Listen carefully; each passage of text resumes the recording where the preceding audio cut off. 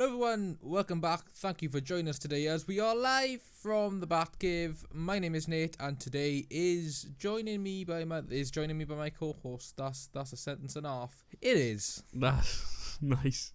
It's me. Hi. I'm always here. It's Joel. Hi viewers, people who watch this podcast. I'm sorry you watch this podcast. But yeah. Hi, me and Nathan, we're back this week and we're doing stuff. It's a slow news week this week, I will say that. But we're not gonna let us get that down because it's the 10th episode. Yeah! Woo! Nine and a bit weeks, 9.5 weeks ish, because the first two came out in the same week. But yes, yeah. Well, it's over 2 months, bro. We've been doing this over 2 months. Donks. We are Monarch and Head podcast. No, we just didn't change the word podcast at all. But you changed the word mannequin. No, yeah, we changed the word mannequin. So yeah, what you been up to? I saw the Casey Neistat video finally dropped. Yeah, well, I mean, we recorded that like start of June. So you did some smooth transitions between landscape and portrait. Yeah, I mean, I started with that, and then I was like, there's a lot more Sam footage than there is Morgan footage, so I was just like, we'll just cut to it. But no, yeah, I just thought I'd make the portrait look smoother. But yeah, a few things going on this week. I've this would have been my 4th day back as this episode comes out. But on Monday I just started work again, which is a big thing, but it was fun. Like, lots of safety precautions in. But he's a working man. It's good. How about you? I did not start work again, due to there being a lack of job. But yeah, no, I am going to be busy again very soon with stuff that I cannot mention. But yes, I am returning to some sort of work soon. Film form seems to be doing well. I'm glad. Anyone who by chance may listen to this podcast as a one-off, or if you're a new viewer, go check out Film Form. It's where Nathan posts things with our friend Morgan and Sam.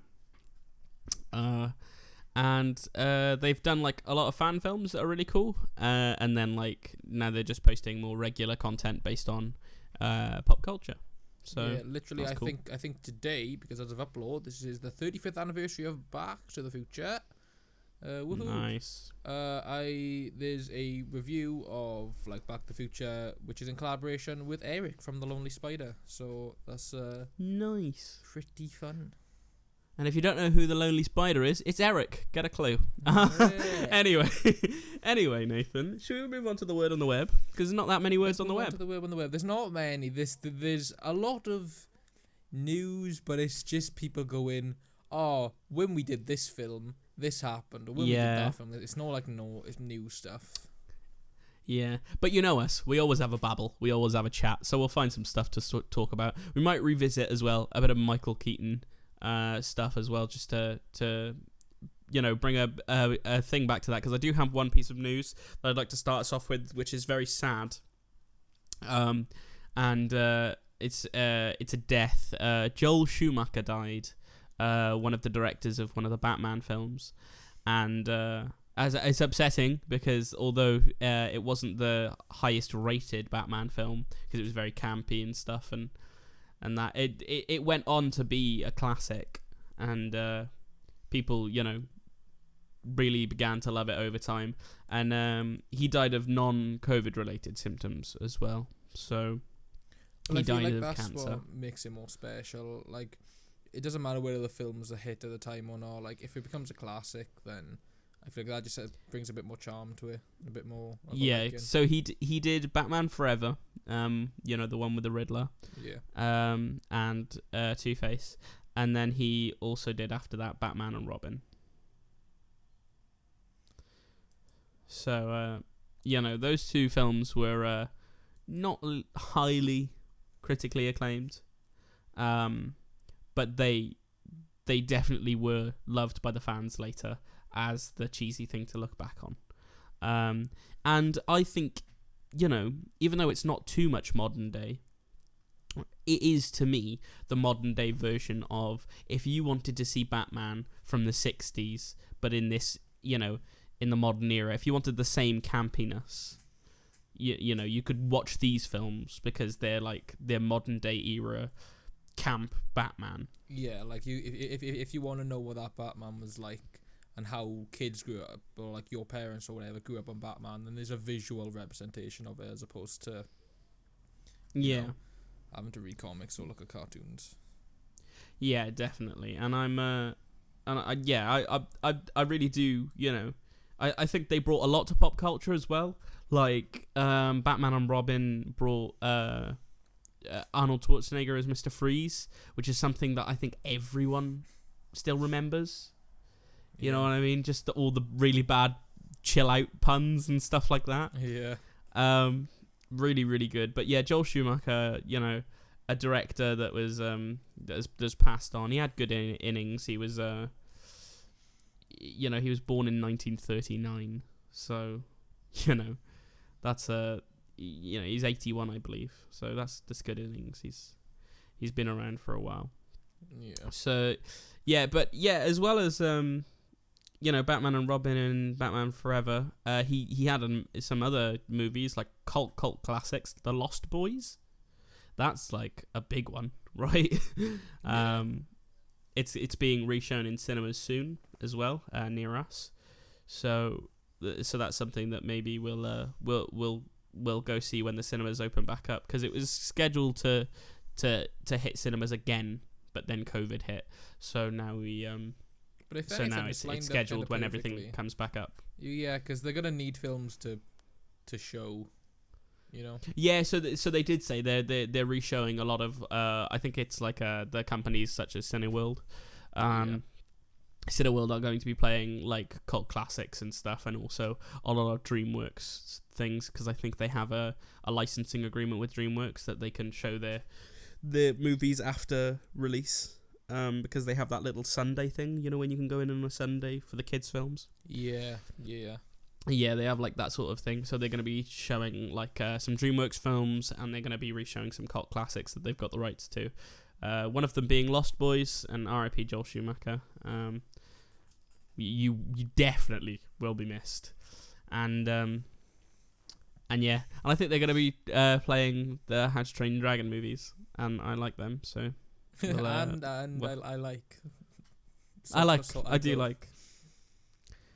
definitely like the How to Train Your Dragon movies, so I'll go watch them. We'll come along with me, Nathan. We'll go watch How to Train Your Dragon a couple of times. Get the cinema industry back up and running. Have you got any more news that's gonna lighten the mood? So we have some pretty good news. So we have they're not as confirmed as such, just because we don't know how future COVID related things will go down. But we're getting new starting dates for shooting on like Spider-Man 3 and The Flash Season 7 and stuff like that. So Marvel Studios' Spider-Man 3 is set to start shooting its threequel in September. And The Flash Season 7 is looking to start shooting in August to September time, because obviously it's Vancouver where they start filming. Yeah. And, that's a lot better than the States at the moment. So, Yeah. That's some big steps, and I believe they normally don't film at those times. Yeah, right? So usually they're probably trying to fix the thing so there's not delays and stuff. They're probably gonna pump out a season as quick as they can. Yeah, maybe that's what they'll do. Maybe they'll record.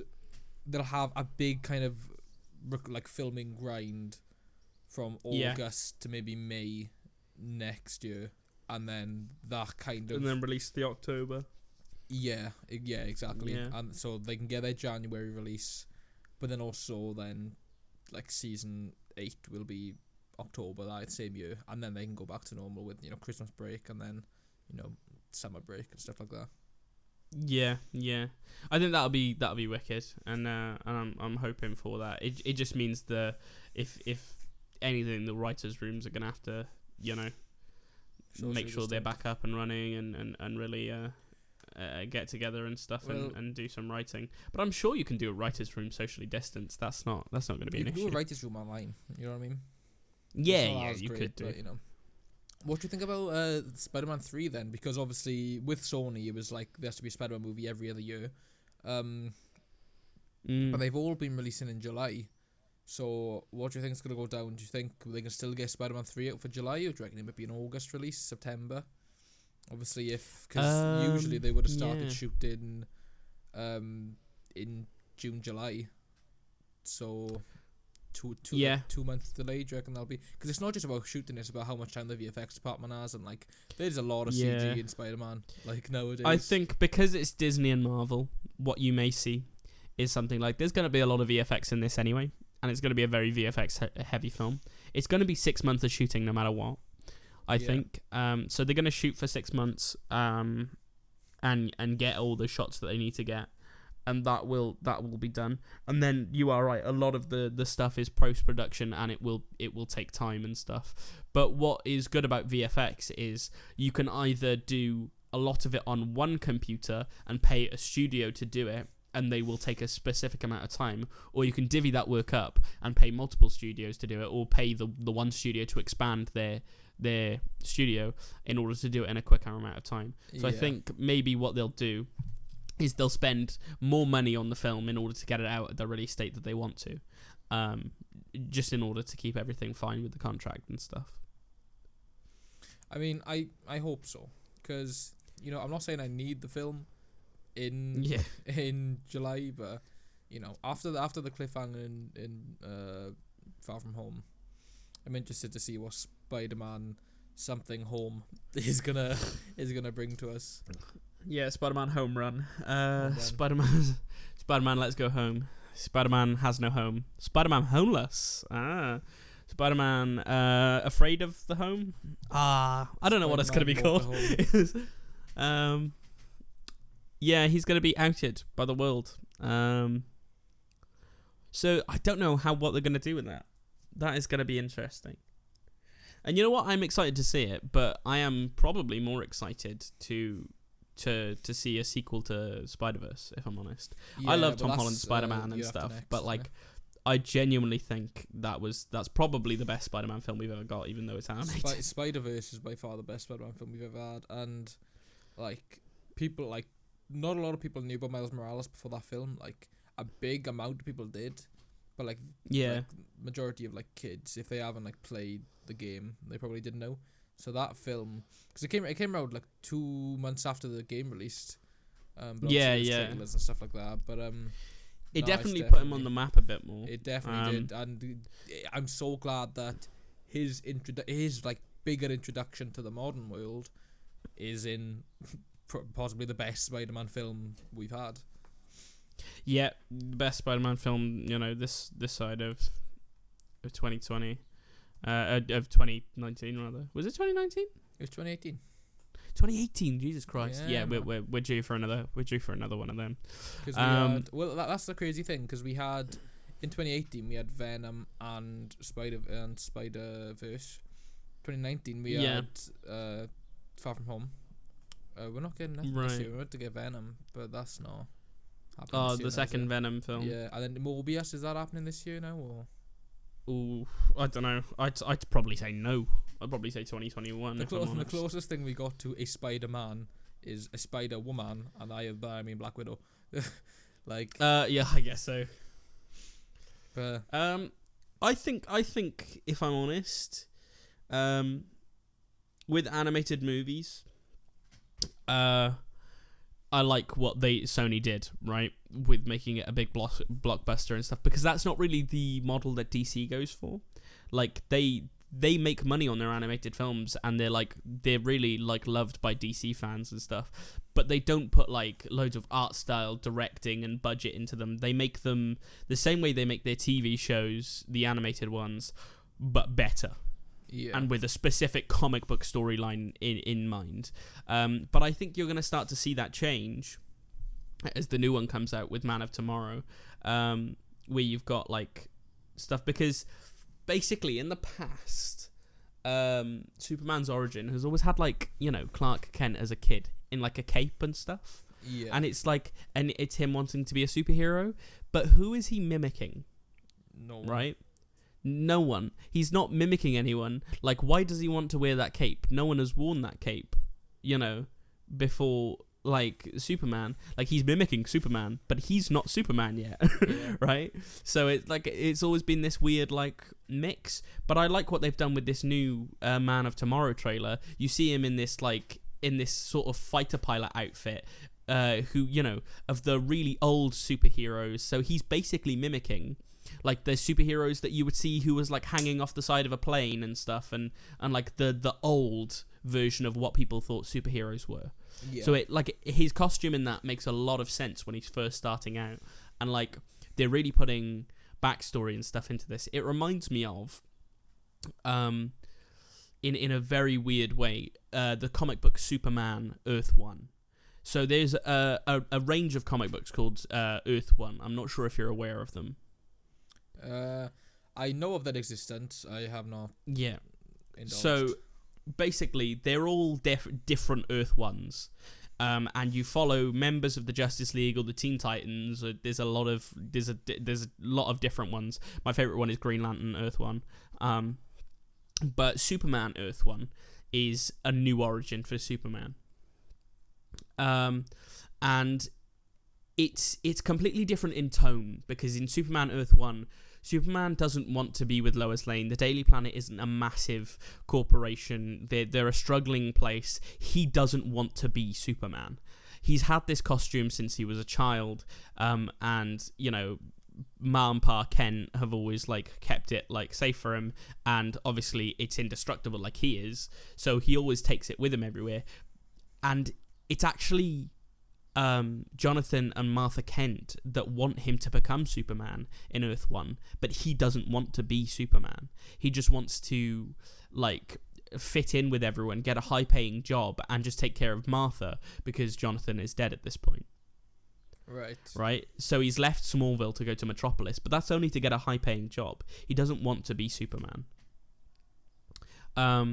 And, like, she keeps saying, you know what me and your father would have wanted, but it's not about that. It's about what you want to do. So, like, you know, he's a genius level at, like, chemistry, because he's got, like, really good eyes, and he can literally see the molecular structure of things. Yeah. So he goes to, like, in the first couple of panels, he goes to, like, a chemist, like a chemistry place, like a scientific lab, and he says, I want a job here. And he was like, sorry, kid, we're not doing any interns. And he's like, I don't want an internship, I want a job. And he says, look, you know, we've got the top brains here. And then Clark asks, what are they working on currently? And he says, this is what they're working on. And then they, you know, he sees a load of chemistry gobbledygook. Yeah. And then he writes down something on a piece of paper, and he says, give this to the scientists, and then tell me if I can have a job. And then they give it to the scientists, and he can have a job, because he's just smart.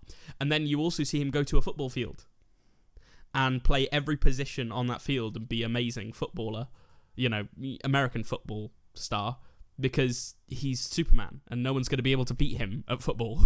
Yeah. And he goes to all these places and sees where the highest paying job is and stuff. And then eventually he ends up at the Daily Planet.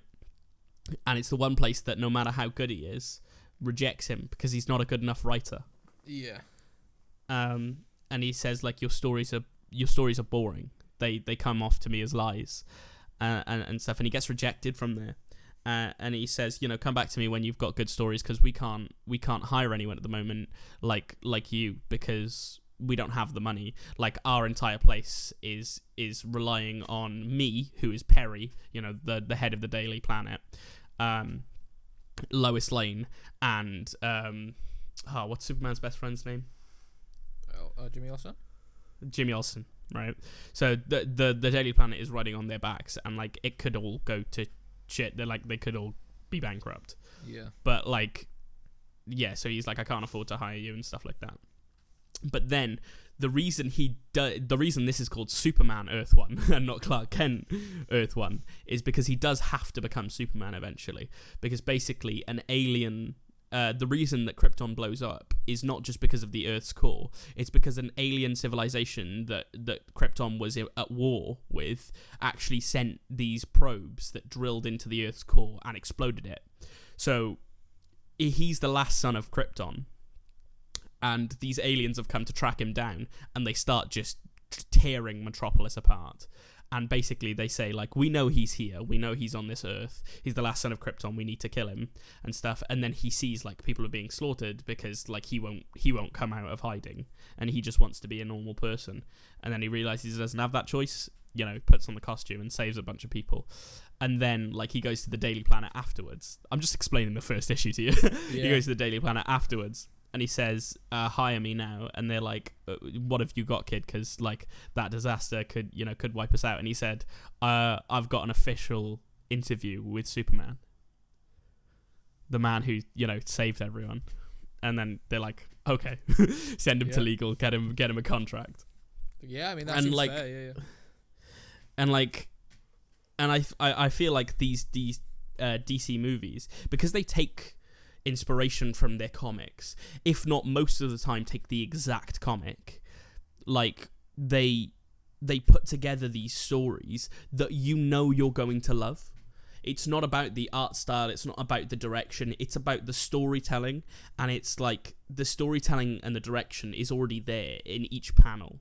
You've just got to take it from the panel and show it to us in an animated version.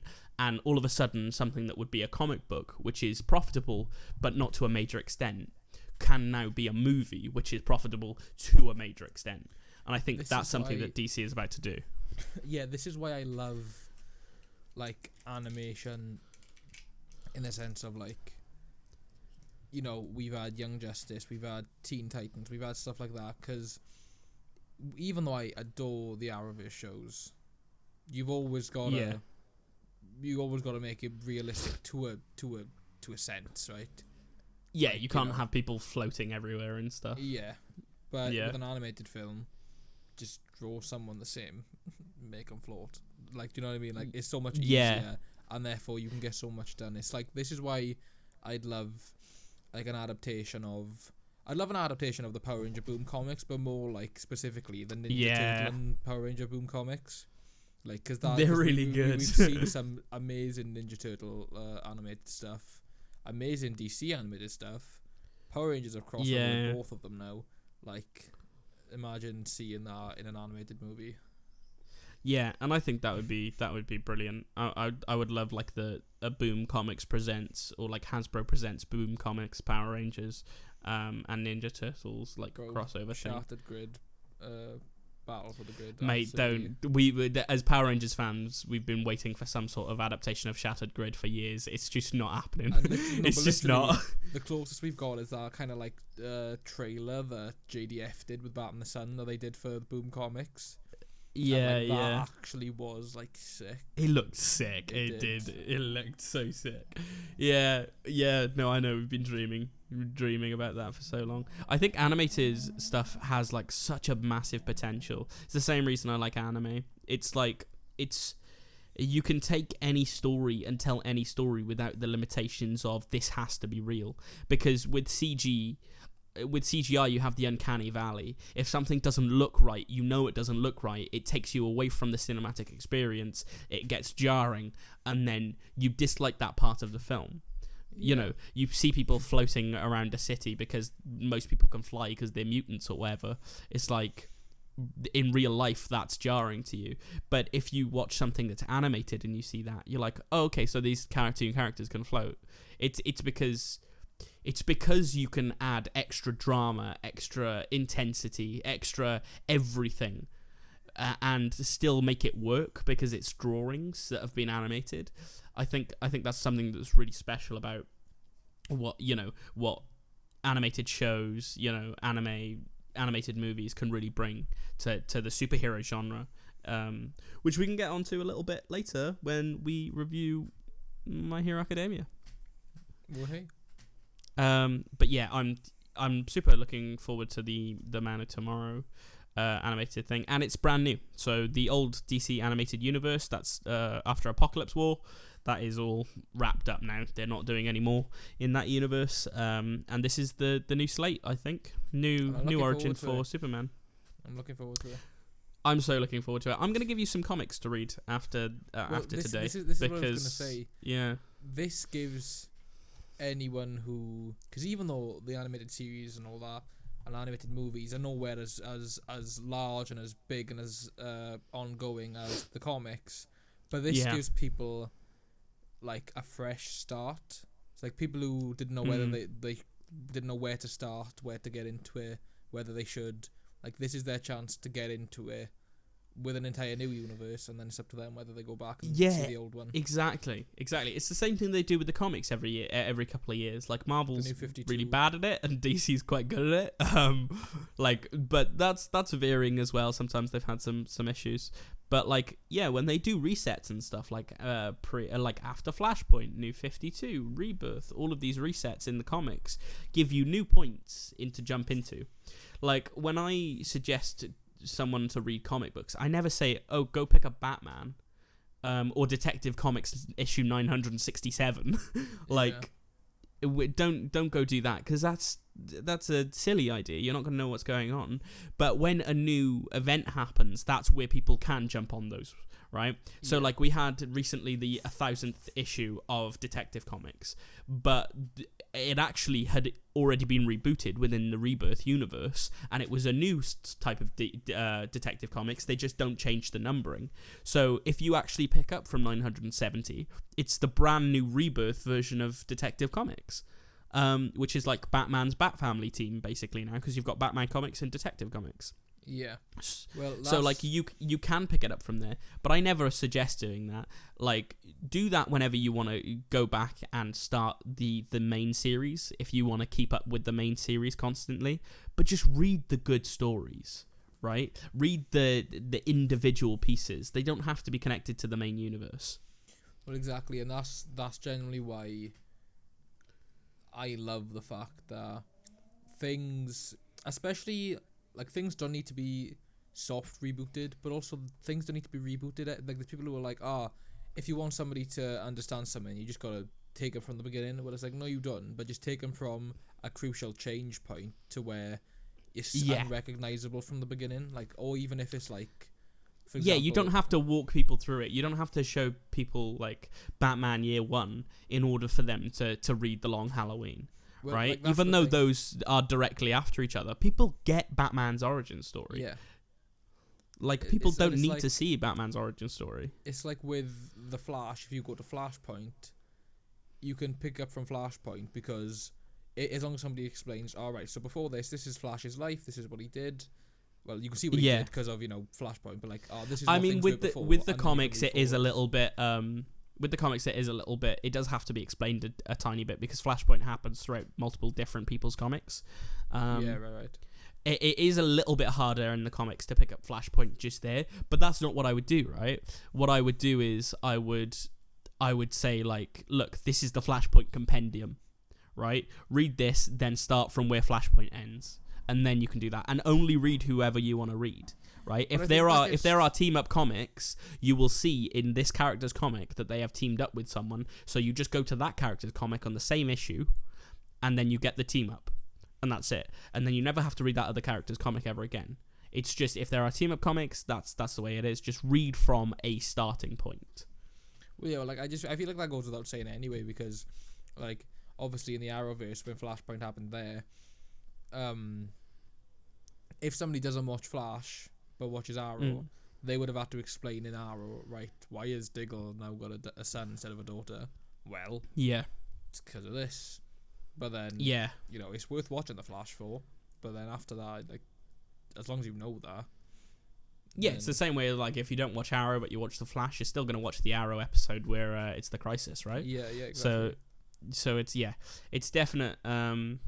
definitely something close to that in the comics as well. I would say, though, the animated movie is as close as you're going to get to the comic without reading the comic. If you think reading Flashpoint is too difficult, because it is quite difficult to get into, know where to start, know where to finish, because there's a lot of prelude to Flashpoint and stuff. So it's if you need to have somewhere like to start, and you think reading the actual comic of Flashpoint is going to be difficult, watch the animated movie. Because it's going to be the same premise, and it's the same universe. I wouldn't say watch the TV show, because they don't go to the Flashpoint universe when they do Flashpoint. They go to, like, a different universe. Yeah. Like, the TV show has, like, a different version of vibe, whereas their, normal Flashpoint has Thomas Wayne and Martha Wayne as the Joker and Batman. Yeah. Like, it's a lot different. But if you watch the animated movie, and then you wanna pick up, like, New 52 comics or whatever, you can do that, because it's all about that. But what I would say is, if you want to read a really good story from DC that was in a past continuity, like New 52 or Golden Age, Silver Age, any of those things, right? Then check what volume that story is in and read the volume, because you're not a child. You can understand that things happened before and after this, and they're most likely not going to be brought up at all anyway. Yeah. Right? But when you want to keep up with the current continuity, you don't have to read all that previous continuity. Just keep up with the most recent reboot, the soft reboot. Go to where Rebirth started, and you will see it in massive bold writing. This is DC Rebirth, not, New 52. Yeah. And start with Batman, issue 1. Detective Comics issue 976, the first Rebirth comic.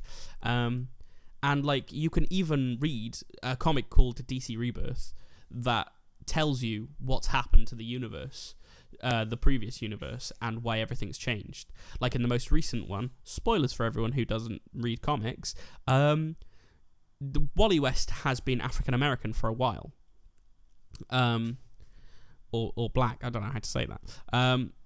Has been a black character for a while now in the comics. They've changed Wally West's race, but in DC Rebirth, the old Wally West, the ginger Wally West, comes back through the Speed Force and says, that's Wally West. I'm Wallace Wally West, and, like, that's a different cousin. Like, you've forgotten about me because I've been erased from the timeline, but the Speed Force saved me. There is someone erasing the old continuity, the old people from the timeline. And then a mystery starts. This is about DC Rebirth. The Doomsday Clock story happens. And it's like, who is this person who is, changing the timeline? And like, doing all this stuff. And then, you find out that the New 52 Superman and the Golden Age Superman both live on the new DC Rebirth Earth. So you have you have the Superman that looks a bit like Henry Cavill, but he has his emo hair, and then you have Golden Age Superman who has a son who is Superboy, and he's like Damian Wayne's best friend, and then you have the Super Sons DC Rebirth comic. They will walk you through the new continuity and say, look, these are all the comic books that you can now read, because this is where we are now. There are multiple versions of Superman on this earth, so you can read any of their stories if you want. And that's good, because you can have, the same way Batman has Batman comics and Detective Comics, you can have Superman comics and Action Comics. Because it's the same thing for Batman and Detective with Superman and Action.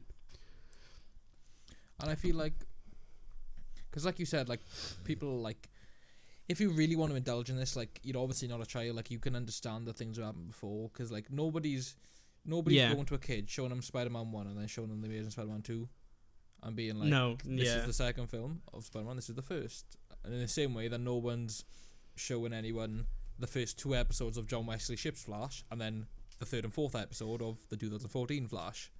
Yeah, like, exactly. And it is one of those things of, like, people don't know where to pick it up because they want to know the most recent origin story. Because that's the thing that the reboots do, which is a bit, different, is, like, every time Batman's rebooted, was it Joe Chill that killed his parents? Was it an unknown assailant? Was it the Joker? Was it someone else, right? So it's like, people want to know the most recent origin story. But what you need to know is that will eventually come back up when it comes back up, right? It doesn't matter what his origin story, the details of his origin story. It just matters that he is Batman because his parents were killed, right? It's the same way as Wonder Woman has a fluctuating origin story. Like sometimes she's the daughter of like gods and stuff, and sometimes she was molded from clay. Like it doesn't change the fact that she was raised in Themyscira, and she took on the title of Wonder Woman, and then came to the land of man and tried to help everyone, not just the Themyscirians who could help themselves. She still runs away with Steve Rogers. Yeah. Good old Steve Trev himself. Yeah, I just called him Steve Rogers. I assumed you were joking, but in the event... I was joking, but I was just like, they're the same character. Yeah, they really are, and it's just like, the only difference is that one has a shield and one's girlfriend has a shield. Yeah, literally. Same like World War story as well, yeah. But, that's the thing. And I think, comic books are deceiving when people look at them. They are very deceiving. When people look at comics, they're like, where do I start? Like, how?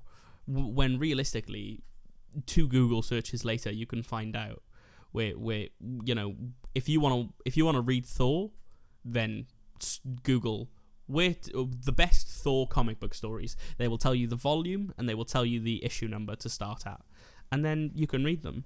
And I think some of the best stories are the ones that don't happen in continuity.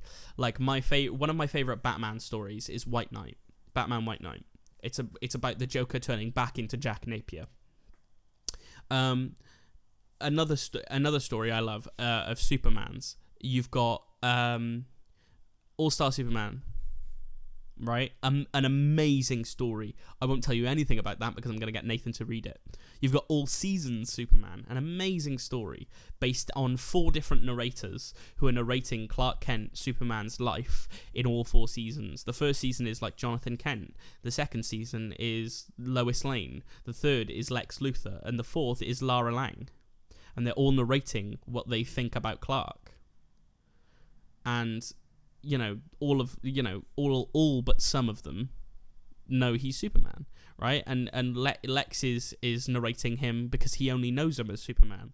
Then you have in the season of Winter, you've got Lara Lang, who knows him as Clark all her life and now as Superman as well.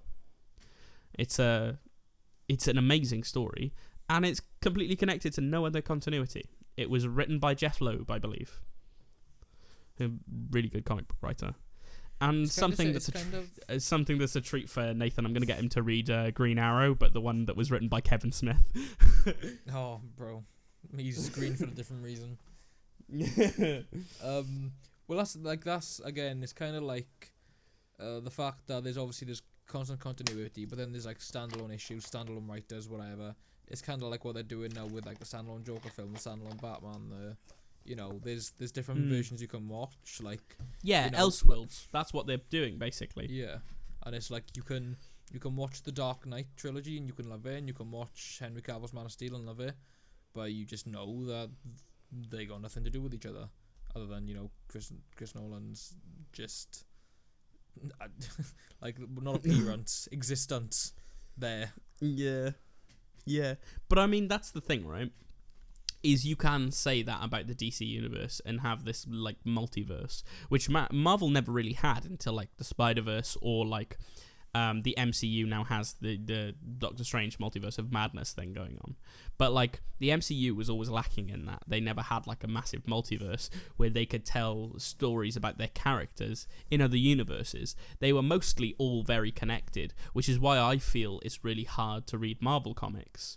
Because they now do have like an Elseworld structure where you can read comics singularly from everywhere else, but it's only more of a recent thing in Marvel. Like most of the time, they will make you pick up a comic, and if that comic character is friends with anyone of the Avengers, then you best know that they're teaming up with the main continuity in their run, which is a bit frustrating. But one of my favorite comics, Moon Knight, isn't friends with anyone like that, and his most recent backstory and reboot of Moon Knight, the most recent one, was really good. and I really enjoyed it, and it was a very good comic, and it was connected to nothing, which was good for me, because at the time I wasn't keeping up with any Marvel continuity. The good thing about Marvel continuity is you can pretty much jump in with any Spider-Man story and know who Peter Parker is, because everyone knows who Peter Parker is. Yeah. It was my favourite thing that happened with Marvel, and now it's done, because obviously they've folded it into the normal continuity, was the Ultimate Universe. Because when it came out, the Ultimate Universe, I started reading it, and it's where Miles Morales first came out. So in the Ultimate Universe, Peter Parker dies, and Miles becomes the next Spider-Man. Spoilers. Spoilers. He's actually not dead as well. But he's actually just Wilson Fisk in disguise. Yeah, but yeah. So the Ultimate Universe has like loads of different things. Like the Green Goblin in the Ultimate Universe isn't just a guy on a glider. He's a massive hulking goblin. Like he's just a giant Hulk, and Miles Morales has his own sort of things to do and ways to deal with his villains and stuff, and obviously his Prowler's the uncle and all, his uncle's the Prowler and all of that stuff. But like it wasn't just him in the Ultimate Universe. There was Ultimate Universe counterparts of most heroes, and then there was like massive like converging events in that. But I happened to pick that up at the start, right? So I got to see the beginning and the end of the Ultimate Universe. But then when it folded into normal continuity and stuff, and when we that universe ceased to exist and was stopped being printed, eventually nothing happened. All the characters didn't jump straight into the other universe. It was just that universe stopped being printed, and all of a sudden we had a Miles Morales in the normal universe, right? And that really, with me, it was confusing, because then I had to pick up reading Spider-Man in order to be introduced to Miles Morales, to then read the new Miles Morales comic, which had nothing to do with the old Ultimate Universe Miles Morales, because he doesn't have the same villains now. He just has knockoff Spider-Man villains. So yeah, which is a shame. It's a weird, it's a shame, and it's a weird one for me, because I'm interested in some of the Marvel heroes a lot more than I am for the DC heroes. I just feel like it's harder to read those comics because I have to keep up with a lot more. I feel like, if I had to choose one over the other, I would choose Marvel over DC, not because there's anything in particular. Yeah. But just, I adore the DC shows, but at the moment, movies are where it's at, going forward. And maybe that's not true, but my point still stands. I would have to pick Marvel, but what I find is that I never make that choice. To be fair, I would just never make that choice. I only make that choice because Marvel's what I grew up on Marvel more. Yeah, I think a lot of people did as well, right? Everyone knows Batman, everyone knows Superman, but then the rest of the DC characters are sort of. I think it's a generational thing. I feel like if you're older, it's definitely because my uncle, huge Superman fan. Yeah, likes Marvel characters, but DC is his forte. Well, I guess they did start making DC films before they made Marvel films, right? So technically, that brought them into the mainstream a little bit more. But I think with the films and stuff like that, if you're a comic book fan and you're a fan of both Marvel characters and DC characters, because you can't be a fan of Marvel comics and then a fan of DC comics and be like, oh, well, I hate DC because I'm a fan of Marvel. Well, that doesn't make sense, because some of the same writers that are writing your favorite, Spider-Man comics might also be writing something different for DC. Well, it's we have. You know what I mean? It doesn't make sense. In college, who's just nah, bro, I hate DC because I'm a Marvel fan, and I'm because we went to see Joker with college, and he was like, no, I enjoyed it. But even then, I even said to him, I was like, okay, you enjoyed that. Realistically, the DC movies that have come out are nothing like that yet, but still, give it a go, because I've even told him I just watch the Flash movie, because that's great. But I think anyone for DC, if I was trying to persuade them that not everything that DC makes is trash, I'd probably show them Shazam. Shazam, definitely. Shazam's a better Superman film to me than any Superman film we've got. Shazam, and I don't hate Man of Steel, but I just feel like Superman in that film is like, you know, really gritty, and it has to do all that real world stuff. Yeah. Whereas though Shazam has always been based in quite a real world situation because Billy Batson's an orphan. But like it still brings this mystical, magical element to the world, and Shazam did that perfectly for me. Like one of my favorite comics in the world is a Shazam comic, and like a bunch of them are. Trials of Shazam is amazing, and the second one is too. But like you perfectly encapsulate what Shazam is about in that film. Whereas though the Superman film is like a gritty take on Superman, that Shazam film is just Shazam. That's who he is. Well, this is the thing. See, after Justice League, I kind of gave up, and like I watched Wonder Woman, and I thought he was pretty decent, but I didn't watch Aquaman. Oh no, wait, was Wonder Woman before or after Justice League? It was. Oh, I can't remember. I think it was after. No, I think it was before because. Well, actually, it might have been after. Was it 2018 or 2017? Because I feel like it was like April 2017. I'm not sure. Either way, I pretty much gave up after Justice League. I didn't see Aquaman, Right. but I saw Shazam because I really like Zachary Levi. And like I'm a sucker for any type of team in color-coded suits, right? But like I didn't know, obviously, at the end of Shazam, spoiler alert, they'd all become Shazam. So like, well, they'd all become the gods. Yeah, technically, yeah. Like, they'd all share in the wizard's power. So I went into it just thinking Zachary Levi. I got all the way up to that point being like, this film is genuinely just really, really good. Like the way like the foster parents were, like that was so like, I'm not gonna say inspiring as if like, I've had a life like now gonna take up fostering kids, yeah. Yeah, I'm not gonna say like I've got empathy, but like that was like so dope, and just like that, like when you think of Shazam, it's meant to be the superhero. Like you wouldn't think that, like that's what stand out to you is that like the foster parents in the film, but like just that's how good it was to me. The fact that you could pick out something like that and be like, yeah, no, it was banging. Yeah. But then just when I got to that scene where they were like, say my name, Billy, and then like immediately I was like, oh, I genuinely thought then they were gonna fucking like it was just meant to be for the joke. Then they actually did it, and you see like Freddy's crutch just fall on the ground. At that point, that for me is the top thing, right? Because those other kids are from the New 52 continuity stories, and they are a new addition to Shazam. There's always been a Shazam family, but the Shazam family has always had the staple. There is Captain Marvel, Shazam, normal, who Zachary Levi plays, Billy Batson. My favorite, one of my favorite characters in the whole DC universe. And then you've got Captain Marvel Jr., right? Yeah. Who is a boy who struggles to walk. He's on crutches. Sometimes he's even in a wheelchair, and he can't walk. But when he says those magical words, the man can not only walk, he can fly, right? And it's amazing to me, and I like what they did with the character. He's a bit of comic relief and stuff in the Shazam film, but he still has the crutches, which is an important part of his character. And then you make him this, someone who's dealt with such an unfair power imbalance in their life, gains all this power and becomes a hero with it.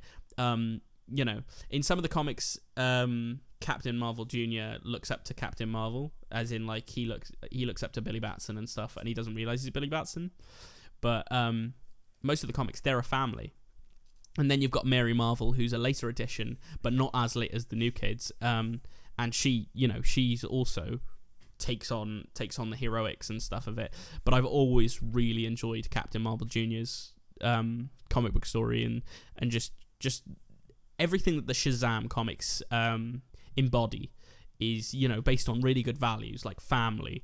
Like, even though there's an empower balance, you don't become a villainous, hateful person. You become, someone who can help the rest of the world and alleviate the power balance for other people. Yeah, exactly. And I feel like especially with this film, like there was so many different struggles for each kid. And like that's what we were talking about, like Miles Morales idolized Spider-Man, and like Superman, even though there was no figure, he would be wearing a cape and he would be trying to become a superhero. Like that's all Freddy ever wanted. Like he just wants to be a superhero. He loved it in the film. So when we actually see him become a superhero, like everyone's like, Pedro, like obviously we had the line of like, oh, he's trying to bulk up, and he was ripped by the end of it, you know what I mean?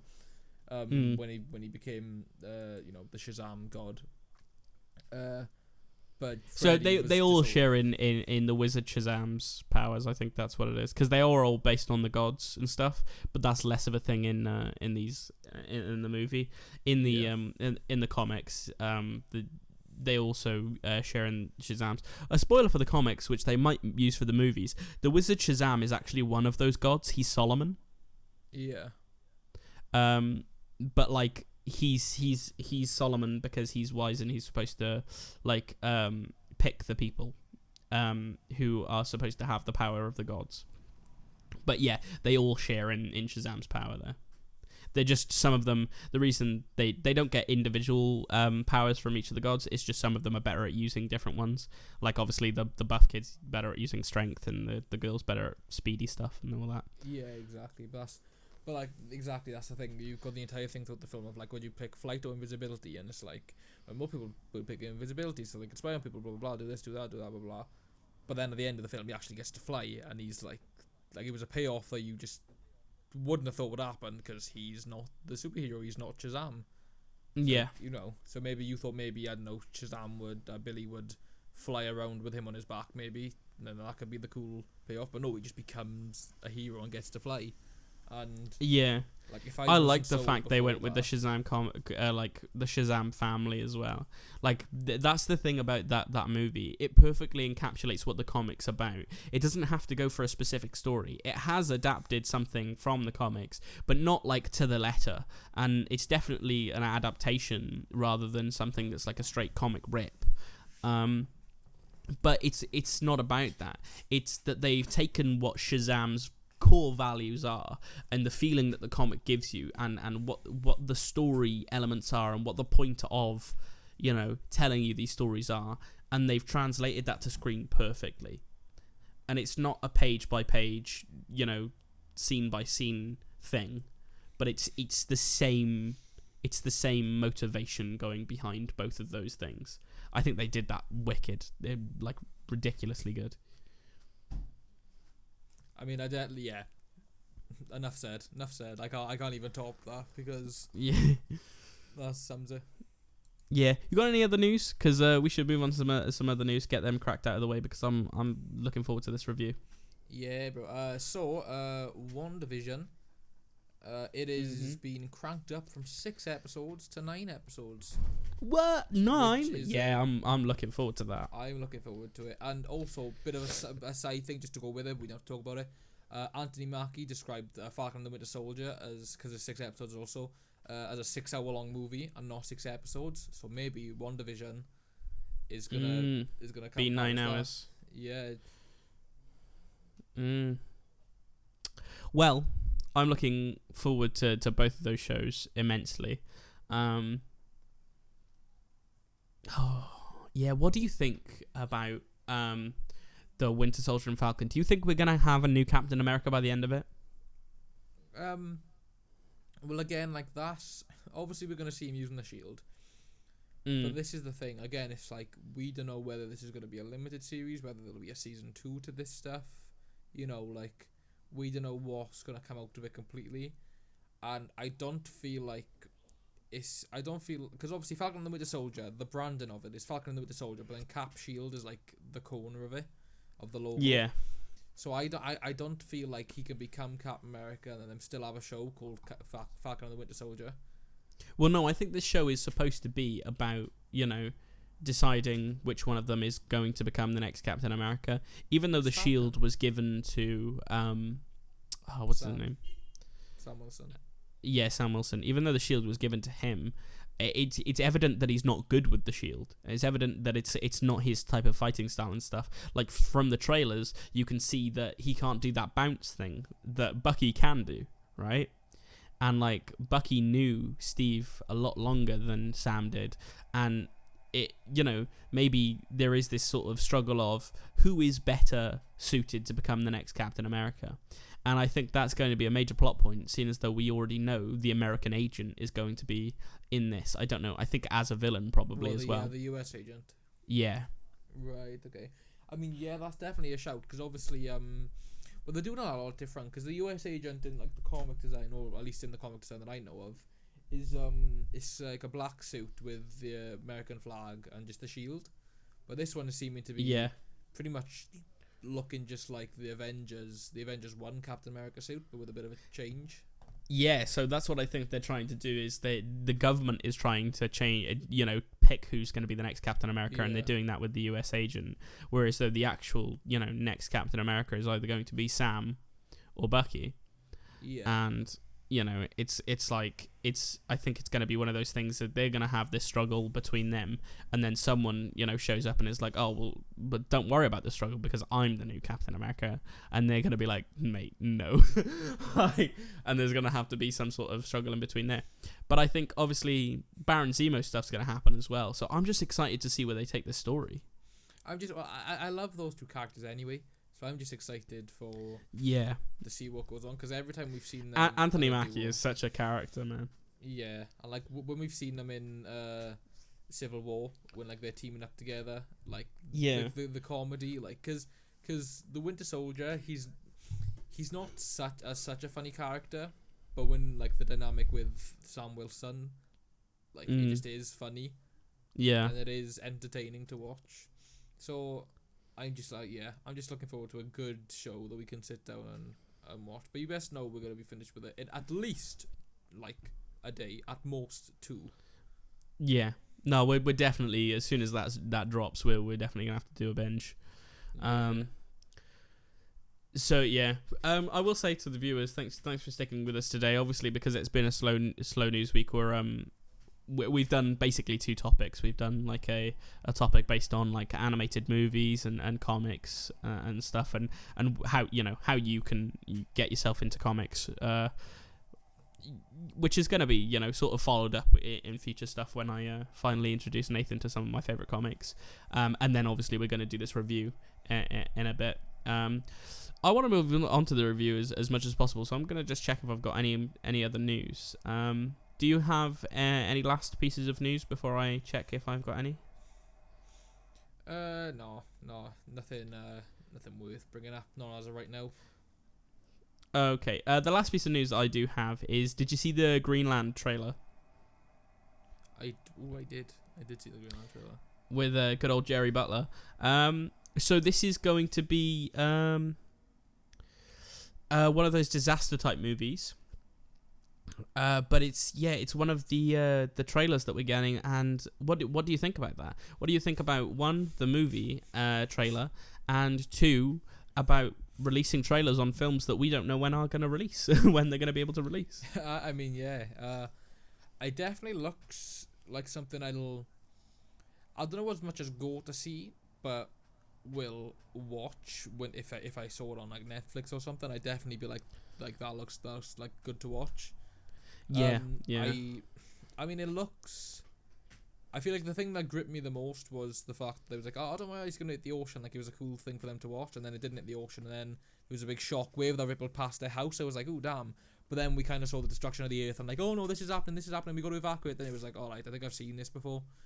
Right, yeah. But, I mean, I'm open-minded to it, and again, I definitely would like to see it. Don't know whether I'd, pay £6 to go see it, like... £10 if you include an ice blast, but yeah. I don't know whether it's worth the trip for the ice blast. Well, I mean, the ice blast alone is worth the trip realistically. Yeah, but the extra £4 for the Greenland. No, I agree. With disaster movies and stuff like that, not a big fan. And am I going to go to the cinema to watch this? I don't want to say no, because it might be because it is one of the first things being trailered. It might be one of the first thing releases when cinemas come back up. So it might be something we have to do for the pod. But, like, yeah, I think the movie itself looks generic but good. You know what I mean? It's taking a genre of film that is... most likely, just for people who are older and like action films with, meaningless, destruction in it. But trying to give that some real story element to it. There's obviously a sort of family dynamic and family element to it where this man is trying to get his family to Greenland. And I want to know whether he does that. So I'm not going to say I won't watch this film, but the way I watch this film, whether it's in cinema or whether it's eventually on a streaming platform later on, is yet to be seen. I'd like them to not get to Greenland, just purely because when have we ever seen that? When have we? Because even if it's like, right, even if it's that like some of them haven't made it, but like overall the final shots of the film are them finally arriving at this peaceful haven, whatever. Yeah. Like in Bird Box, like they get to that place for the blind, which like even though like it's a place for the blind, surely the only reason the blind can't see it is because they're blind. So like I don't know why they're suddenly alright because they're in that blind home, but anyway. Nice. Like I think it'd be cool to see this film where like there's so much hope, and then they genuinely just don't make it, and like other people do, but like the main family don't. Or just at the start of the film, they do like right. So what we're gonna have to do is we're gonna have to go to we're gonna have to go get a car with enough juice in it to take us halfway across the state to this plane, and then this plane is gonna fly us halfway, and then we're gonna land, and then we're gonna have to go by boat halfway there, and just before Greenland, we're gonna have to change onto a different boat, and then we're gonna go there, and then eventually we'll have to get steal a car in Greenland and get to the bunker. So that's the plan, family, okay? And everyone's like, okay, and then they just get like hit by a meteor. They just die in the first 5 minutes, and then everyone's like, oh, by the way, everyone gets a refund, this is just a joke. Like, do you know what I mean? Oh, bro, imagine spending millions of dollars just to be like, yeah, we're not gonna get any money, you got a refund, like, it's it's one of those weird ones. Like the last disaster film I think I saw was like 2012 or something like that. Which can we just say, right, I don't believe it's true because it is bullshit, but apparently because like 5 days removed from the calendar, like back in the day, the math is all wrong on that as well.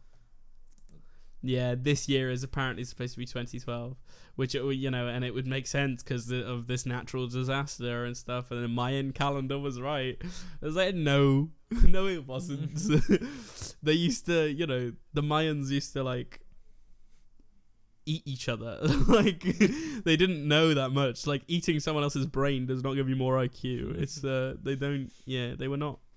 They were savages basically. And the Mayan calendar is with these prophecies and stuff. Have we ever taken any other psychic prophecy, to real? Why are we believing in the Mayan gods now? Why do atheists believe in Mayan gods? Like I don't understand why. Like a lot of my friends are strictly atheist, but they're like, oh man, if this year really is 2012, I guess it's all over for us.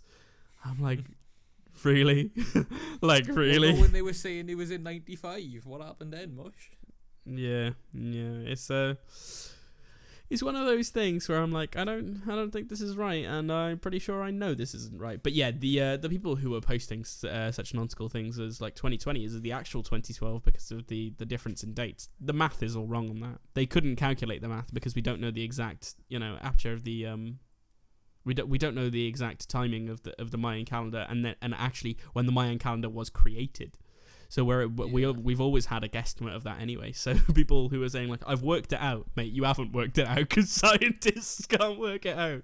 So I don't think you have, mate. I don't think you, John from Wiltshire, who posts 5 million memes a day, has worked out something that some of the top world scientists can't figure out. Like, you're an expert on Gregorian versus Mayan calendars, are you? Like, I don't think so, John. All right, keep posting things about lost dogs in LA, even though you live in Wiltshire. I don't think this B&Q worker. Granted, a banging B&Q worker, can I just say? But nonetheless, a B&Q worker from Sheffield called like Keith.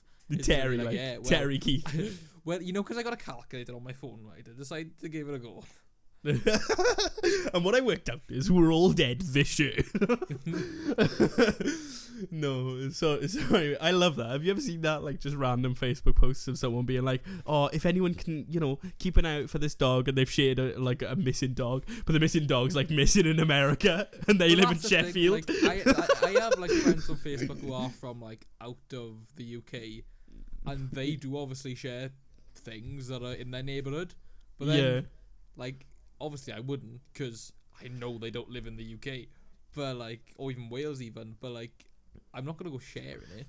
Yeah, with Julie from Sheffield sharing Mike from the USA's post about his lost dog. What do you think? It got a boat? Is that lost? It got on a plane, did it? It's like the stupid Alex from Madagascar, like fucking locked in a crate, chipped away. Jumped on a plane. Is on his way to the UK just to see you, mate. He's coming to your neighbourhood, so everyone keep an eye out. He must be excited. He got first demand, first class, and everything. Chilling, like. Yeah. Right, okay, well the news was slow this week, but we managed to have a chat, and it's getting on now, so let's talk about My Hero Academia before we run out of time. So, My Hero Academia. I have already watched this a multitude of times. It is one of my favourite anime ever. I'm a big proponent of shonen anime, as my friends will know. I love anime, and especially shonen stuff like Dragon Ball. You know, My Hero Academia being the newest one, and I love superheroes. So clashing these two together, dream come true for me. Love My Hero Academia. Gonna buy all the merch, right? But like Nathan's first, interaction with anime was on this podcast also, which was One Punch Man, and like he didn't quite get One Punch Man. So Nathan, what did you think of My Hero Academia? My Hero Academia was possibly the most boring 5 hours of my life, and quite frankly, I regret all of it. Right, okay. But also, Sayanaya Boku no Boku wo Kakusakai de Ikatsumo Sakante no Madagoro Kute. Bro, it was banging. It was really good, wasn't it? It was. By the way, guys, if you didn't realise, that was a joke. You are correct. He got me. Bro, you're smart. Like, I know. I shouldn't be this smart, should I? So you liked it? You enjoyed it then? Bro, it was really good, and like I watched the first episode, and I was like, yeah, like this is better than One Punch Man, but like I still like, I don't know. And then I watched episode 2, and I was like, oh, okay. All right, here we go. This is the source. Yeah. And then I watched a few more episodes, and I was like, this is the source and the meat. And then I finished the series, and I was like, why have I just been served a dish? Like, why have I just been given like the nice thickest steak of my life with 2 like nicely fried buns and a slap of cheese on top? Well, that's because I did you dirty by showing you One Punch Man first, and I thought I'd make up with it with what is potentially one of the greatest anime I've ever seen. This is the thing, and I'm going to be called like a normie by anime fans who are like, oh my god, but what about Neon Genesis Evangelion? Bro, it was made in the 90s. Leave off. All right, it's literally one of my favorite animes ever. So let's go episode by episode like we do, and sort of recap on them. I know you probably don't remember everything from every other episode, but like episode 1 to 2, episode 2 to 3, stuff like that. So we'll go arc by arc actually, because that's so much easier for you, isn't it? Yeah. So the first arc in My Hero Academia, what did you think about it? Right. So, well, can I just ask, just before I go off ranting, what specifically is the first arc, just so I don't include things that might have been the start of the next one? Okay, yeah. So the first arc is from episode 1, I assume, and then until so it's the entrance exam. So episode 1 to episode 4, the entrance exam arc. Right. Okay. So I've always seen superheroes that are like, oh no, maybe I'm not good enough, but like, he literally obviously is, wasn't good enough. Like everyone has a quirk and he doesn't, right? And like, yeah, his hero is All Might, and he's probably got like the best. Well, to the eyes of the world, and to the eyes of me as well. Let's be honest, he's got like the best quirk. Yeah, he is like just huge, and we see him finding out as a kid he hasn't got a quirk and stuff like that, and his mother was just like, as opposed to telling him, oh no, don't worry, you can still do great. She's just like, nah, bro, I'm sorry, I failed you, like me, you're just shit. I'm sorry, mate, but you're done for. You're gonna have to work down in Llanelli with your uncle. Down in the factories, like, filled with Rona. He's done it really well. Uncle Barry, innit? Yeah. You have to work with your uncle, sorry. Oh, but, yeah, like, it was really... Because usually you do see the no, you are good enough. And you do see that. But usually all usually all of the you're not good enough stuff comes from, like, the antagonist or the bully or something. But it came from his mother. And at the time he was, like, 8. Yeah. Maybe younger. Yeah. Even So, younger, like, I think, yeah. Yeah, I really like that part. Like, the first arc for me, you know, the entrance exam arc, it's like a touching arc because it's like... he's always been told by, like, enemies and villains, because in this world there are enemies and villains. He's always been told by his bullies he'll never be good enough, but he doesn't have to listen to them, because to him that's the opposition. The people that he really cares about, their opinions, are the people closest to him, which is his idol in life, the person that he's based his life on, and the one person, you know, in his life that has always been there for him, his mother. So, like, and both of those people start out by saying, look, kid, you don't have a quirk. You can't make it. You're not going to be able to do anything. Yeah, exactly. And the way he finds out as well, because, like, he still doesn't give up hope. He just thinks his quirk hasn't developed. Yeah. And then he goes to the doctor and he's like, nah, bro, because of this bone in your foot, because this extra joint, it means you haven't got a quirk. Yeah. Yeah. And like, that's something that, you know... It breaks him in that moment. You can see that he's like, oh, right, well, I'm just never gonna have a quirk. But then he, like, gets this sort of hope that he can become a hero without one. Yeah, exactly. And, like, he does, like, that's why I'm saying the second episode is what really sold me, because as All Might said, regardless of him having a quirk or not, his legs were moving and he was running to the rescue before he could even think. Yeah, which is, like, the top thing that makes you, you know, a hero.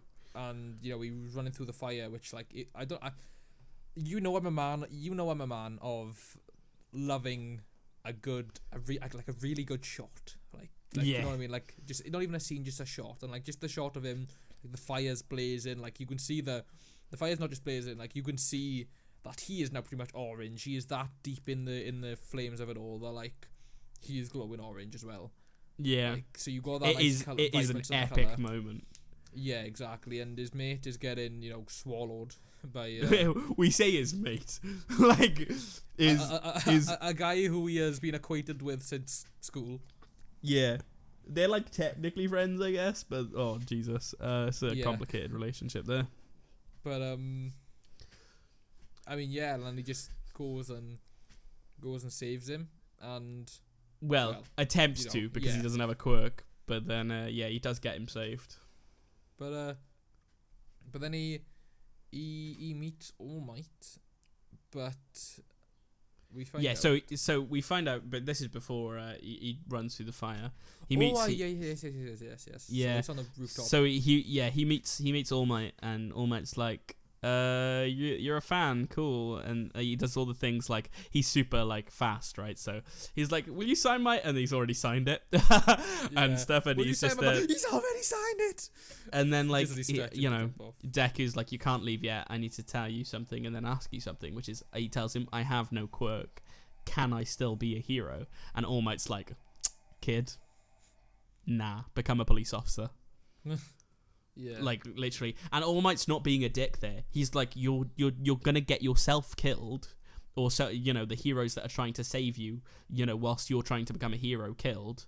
You know, if you go down this road and stuff, and, like, All Might really respects the police. Like, one of his best friends is a police officer, so, like, he's saying, look, there are other ways you can help people, but, you know, Deku hears the same thing his mother said to him in that moment, which is, you can't be a hero. Your life's dream, even your role model, the one person you've based your life around, has told you can't be a hero.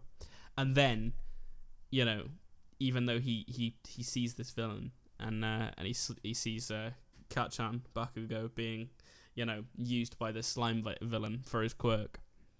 He runs in to save him. And then, what happens next, Nathan?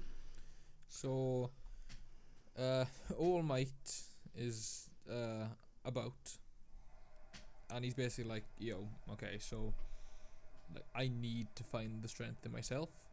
Mm-hmm. If he can do that, and he's got nothing, then I need to find the strength in myself. So he buffs himself back up, and he saves the day, basically, right? Yeah. Because for people who haven't watched My Hero Academia, this is all spoilers, by the way, but like All Might went through a massive battle years ago that most people think, he just won easily. Well, no, it was a battle that he kept like under wraps. Like it was a battle that like So it was it was a battle that people didn't know happened, but like everyone just thought he kept on winning all of his battles easily and stuff, but he was actually like severely injured, and it limited his powers. So it limited All for One within his body. He can't use it for a certain amount per day because like his body just can't handle it, and he just basically has half a body inside him like throughout all the surgeries. He doesn't have a full body anymore. So he describes it as the way like his body's a battery. And like it can't hold that much charge anymore. Yeah. So like, he does that, and he already did his 3 hours for that day. In which he can be a hero, and he's exhausted all that, and then obviously now Bakugo's in trouble. None of the heroes can help. Izuku runs in, and then he has to find the strength within himself, even though he's exhausted all the strength he had, in order to beat the shit out of that slime villain. And like generally, like it goes down such like a treat, yeah. And then by the end, there's this really nice scene where it's kind of like it's a sunset, so it's nice, like a nice warm tone. And he runs into All Might. Well, Deku runs into All Might. Well, I keep forgetting his actual name. What's his actual name again? What Deku's actual name? Yeah. Izuku Midoriya. Izuku, okay. So Izuku, he's getting All Might's talking to him. Randomly, just like not even gradually morphs. Randomly, just like bam, turns back into his like smaller self. Yeah. But then he's basically saying like, I wasn't born. Well, what does he say first, Nathan? Yeah. Well, first of all, he says. But what does he say before that, Nathan? I am here. Is that right? He does. He goes, I am here.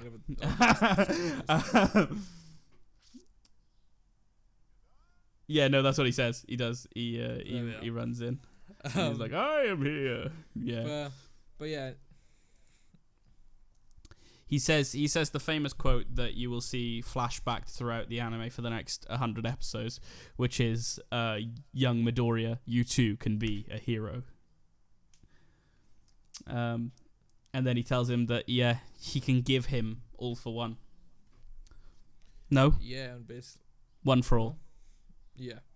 That's the one. And he's like, yeah, so, this is awesome, no way. Basically starts crying again. And the first arc is Deku's quirk is he's crying all the time. Yeah. But hey, like if we're going into the next few episodes, like basically he's like, if you want my power, your body needs to be ready for that, otherwise you will die. So so that's still in the same arc, him on the beach. Yeah, so he trains for the next 10 months, becomes ripped as like all gods, and I tell you what, like if that works. Yeah, I need All Might as my personal trainer. Yeah, bro. Yeah. Like because like you know as well that if at any point you're like, no, I don't want to do it, that you'd like, he can do things to you. Yeah. That man could just like scare the fear of God into you, like. He works for 10 months hard, and then, ready for the entrance exam, and he clears an entire beach. What did you think about that? What did you think about like the training stuff that he did? Like, do you think that was like really good? Do you think it was a unique way of training Midoriya? Well, yeah, but I definitely think like there was a lot to it. Like, see, you can't really say, oh, this bit was good, because that bit couldn't have happened without the last bit, and that couldn't have happened with the bit before that. So like you definitely see the stages and not just different like workout or training things. But what I did like was at the end, he was like so drained, and he was basically saying he wasn't saying that he wanted. I don't know if he was saying he wanted to go have a nap or something. But he was basically trying to be like, oh, I want to have like a break or something now after 10 months. And he was just like, nah, bro, today's like the day. You can't, like, now's not the time. And never's the time. Like, do you know what I mean? Yeah. And like, I appreciate and he's that. like, you go home, you get showered, and you get ready because today's the day of the entrance exam. Yeah, and exactly.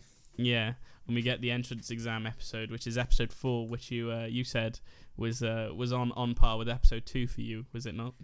It was. So there's a lot that went down there in particular. Well, I'm just going to talk about what I liked in terms of overall, and not specifically episode 4, because I feel like some might leak over, so I'm not sure. But he's met loads of new people. There's lots of cool guys, lots of not so cool guys. Yeah, stuff like that. Is this episode where the mother gives him a suit? No, is it later on? That's a little bit later on. This is the episode where he's just in normal like gym type clothes, and he has to take down the robots. Right. Oh. Right, so yeah. Basically there's lots of different My robots. hero. There's one that gives 1 point, one that gives 2 points, one that gives 3 points, and one that gives no points. It's just there as a challenge, so you're best off to avoid it. And it's 10 times as big as the other 4, as the 3. Yeah, and the goal is that the more points you get, the more like you're able to get in, right? Or like the more points you get, that'll judge whether you get in. He doesn't get any points. But what does happen is he I forget her name. Ochako. Yeah, so she's basically in a bit of a pickle, and the big robot who they're meant to just try and run away from, he's gonna kill her, right? So not kill her, but you know what I mean, like is severely hurt her, like yeah. Yeah. So he uses everything he can to destroy this robot. He puts his life on the line. This is the point. Yeah. This is the point where he finds out the limitations of his quirk right now. Yeah. So, like, obviously, he's putting himself at risk because, he's not going to get any points because he's dealing with this no-pointer. But he basically jumps up and he uses his power to destroy the robot. This immediately breaks his arm and both of his legs. I say 2 as if he has more than 2. Both of his legs. Yeah. And he's just falling to the floor. He's like, right, if I can use the power in my left arm, I might be able to stop myself. The girl basically uses her levitation powers to like break his fall. Yeah. But he breaks his legs, breaks his arm. The timer runs out. He's got no points whatsoever. This old lady comes in who's like the medic. She gives him a kiss. He's yeah. Yeah, his arms start to heal and stuff, but he gets exhausted. Yeah. So a recovery girl comes in. She's not so much of a girl anymore. She's more of a woman. And she comes in. She gives him a little kiss, as her quirk does, and he starts to recover his broken bones. But yeah, so this is all the entrance exam to get into the top hero school in the country, the one that All Might is going to be a teacher at. So he goes home knowing that he has no points, and stuff, and he's really upset and stuff. But he had to save that girl because like that's what a hero would do. And then he gets a package through the mail. He's accepting it. He's expecting it to be his rejection letter, and then take it from here, Nathan. Well, he's basically had a message. Well, is this the video message from All Might? Yeah, where, like they all yeah.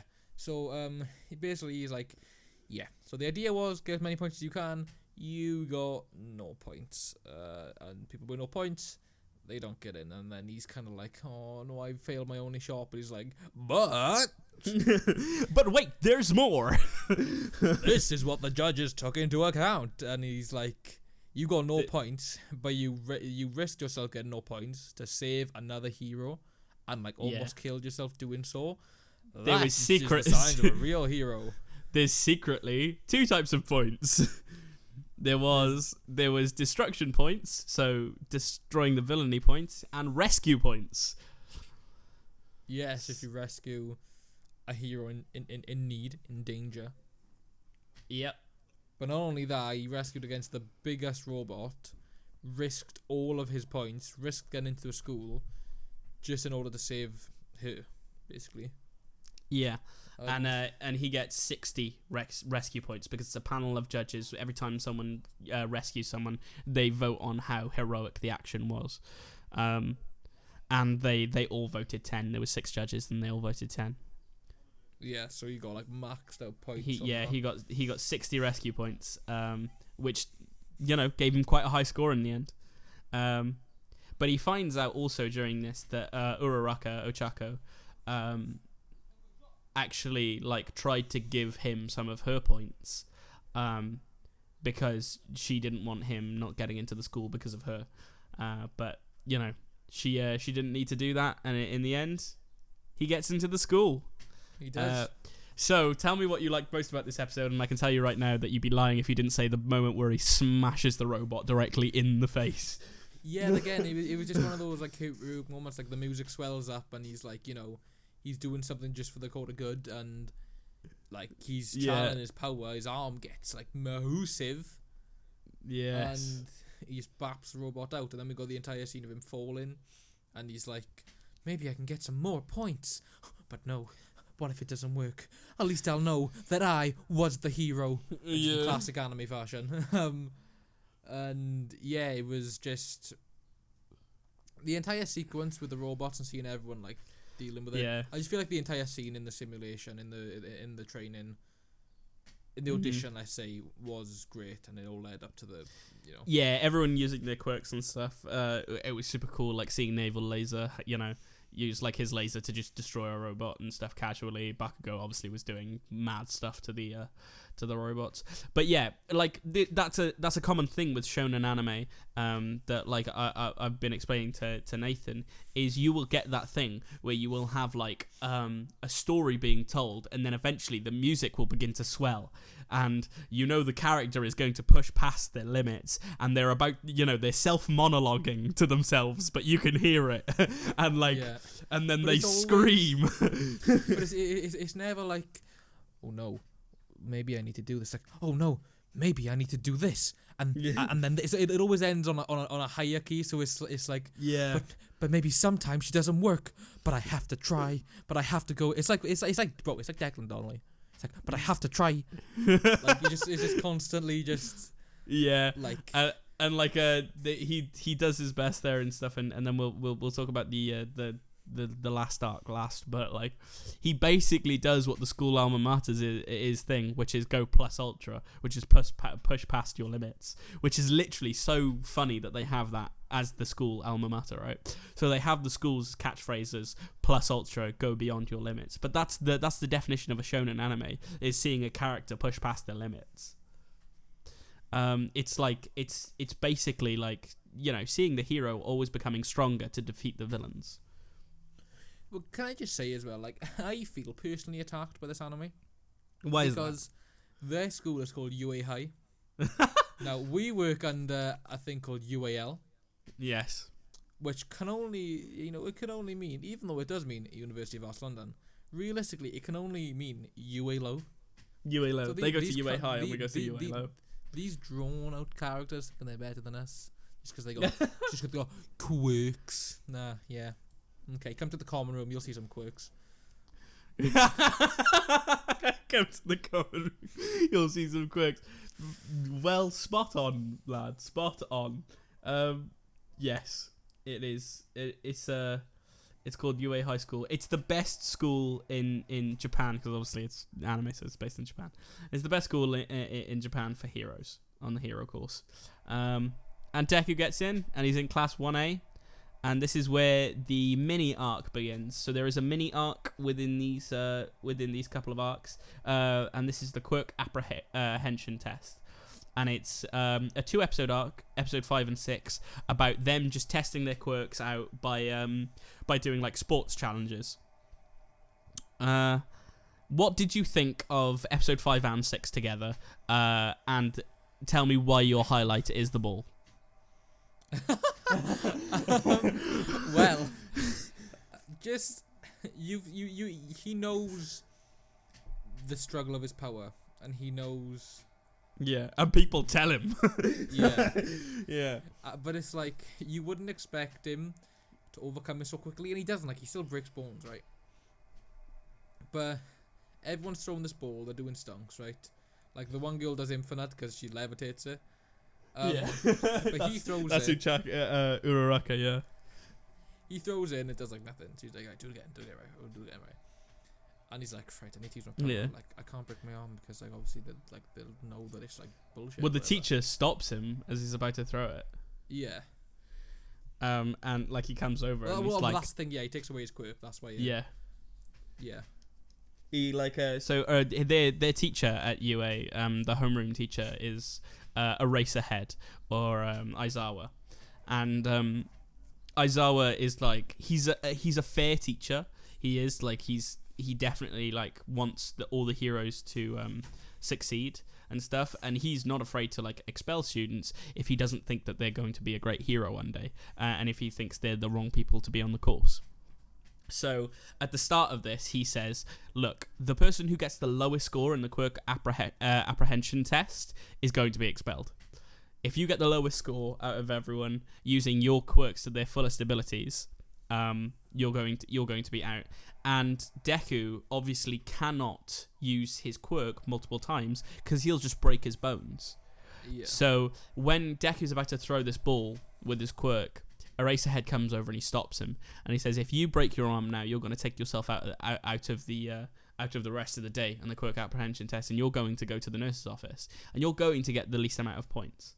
Okay, so like, you're not fit to be a hero. Your body can't handle your quirk. You should never have been here.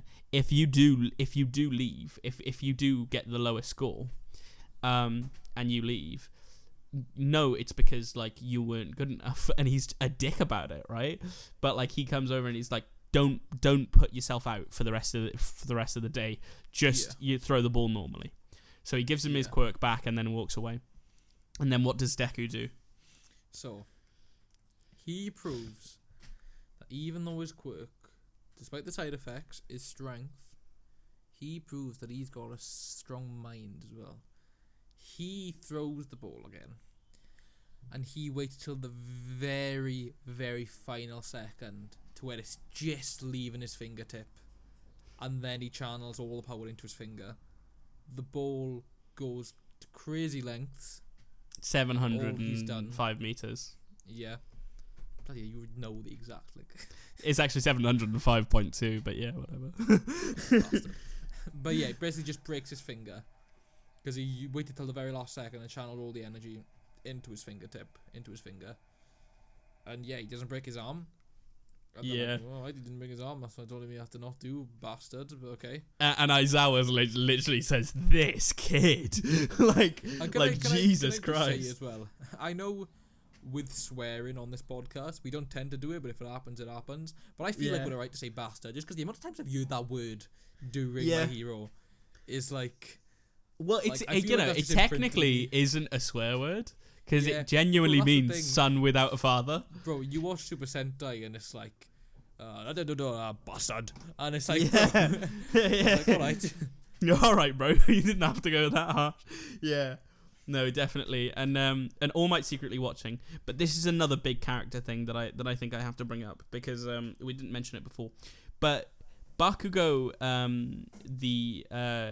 is also on this hero course, and throughout his entire life he's known Deku, but he's also known that Deku doesn't have a quirk, and he bullied him for being a weakling because he'll never get a quirk as good as his, because Bakugo thinks his quirk's the best anyway, but like he just thought he would never get a quirk as good as him, and then when he didn't get a quirk at all, like, he really looked down on Deku.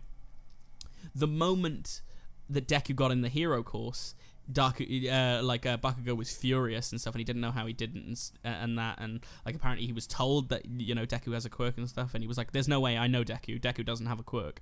During this quirk apprehension test, this is the first time he sees Deku use One for All, his borrowed quirk, and All Might's given him this quirk now, so he's, this is the first time Kachan Bakugo has seen Deku's raw power, and this is just his fingertip, and he sees the ball go flying and stuff, and he's beside himself.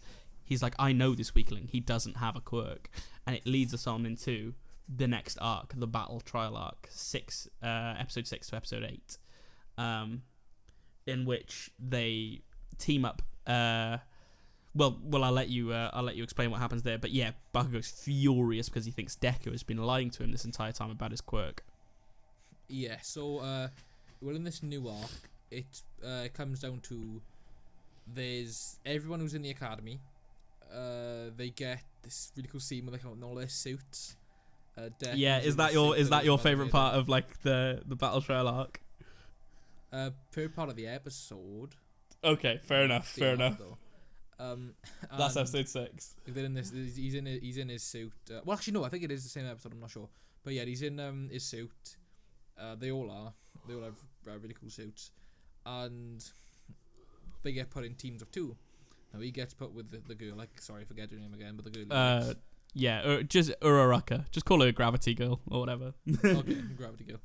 He gets put in the team with her, and then everybody else gets paired up together. And they're like, we're in a team together. This is cool. And Explodey Man, best friend, Explodey Man. But Bakugo, Grenade Fists, whatever his name. He's put in Team D. Deku and Gravity Girl is put in Team A, and he's like, right, I will pick two balls out of these cases. They'll both have letters. One team will be a villain, and one team will be the heroes. Whoever's on this black ball will be the heroes. Whoever on this white ball will be the villain. Pulls them out. Team A is the good team. Team D is the bad team, and that's Deku and Bakugo. It's Bakugo and Ida are the bad team. But I mean like Deku and Bakugo, as in like. Are fighting, like facing each other, yeah. So they gotta face off against each other, but they don't know really. They don't. In order for the heroes to win, they have to touch this rocket. So they have to. So it's a villain device of some sort. They don't say anything, but it's fake basically, and basically the heroes have to capture the device. From the villains in order for them to capture it enough so they could run away with it, or they have to capture both villains, and then for the villains to win, they have to just capture both heroes. So the villains start upstairs where the device is, because they're in a tower. It's not a skyscraper, but it's a big tower building. And the villains start upstairs and the heroes start downstairs, and then like they go in and they have to obviously battle each other in order to win. So of the battle, what's your favourite part apart from the climax? I'll say, because I know that's probably your favourite part of the. Well, there's a really dope scene where it's Deku versus Bakugo, and Deku's mask is just ripped in half. Completely. Yeah. There's a pop figure of that. There is, and I want it. I want all the Dekus. But yeah, back to topic. We did you know how many pop figures I had now? They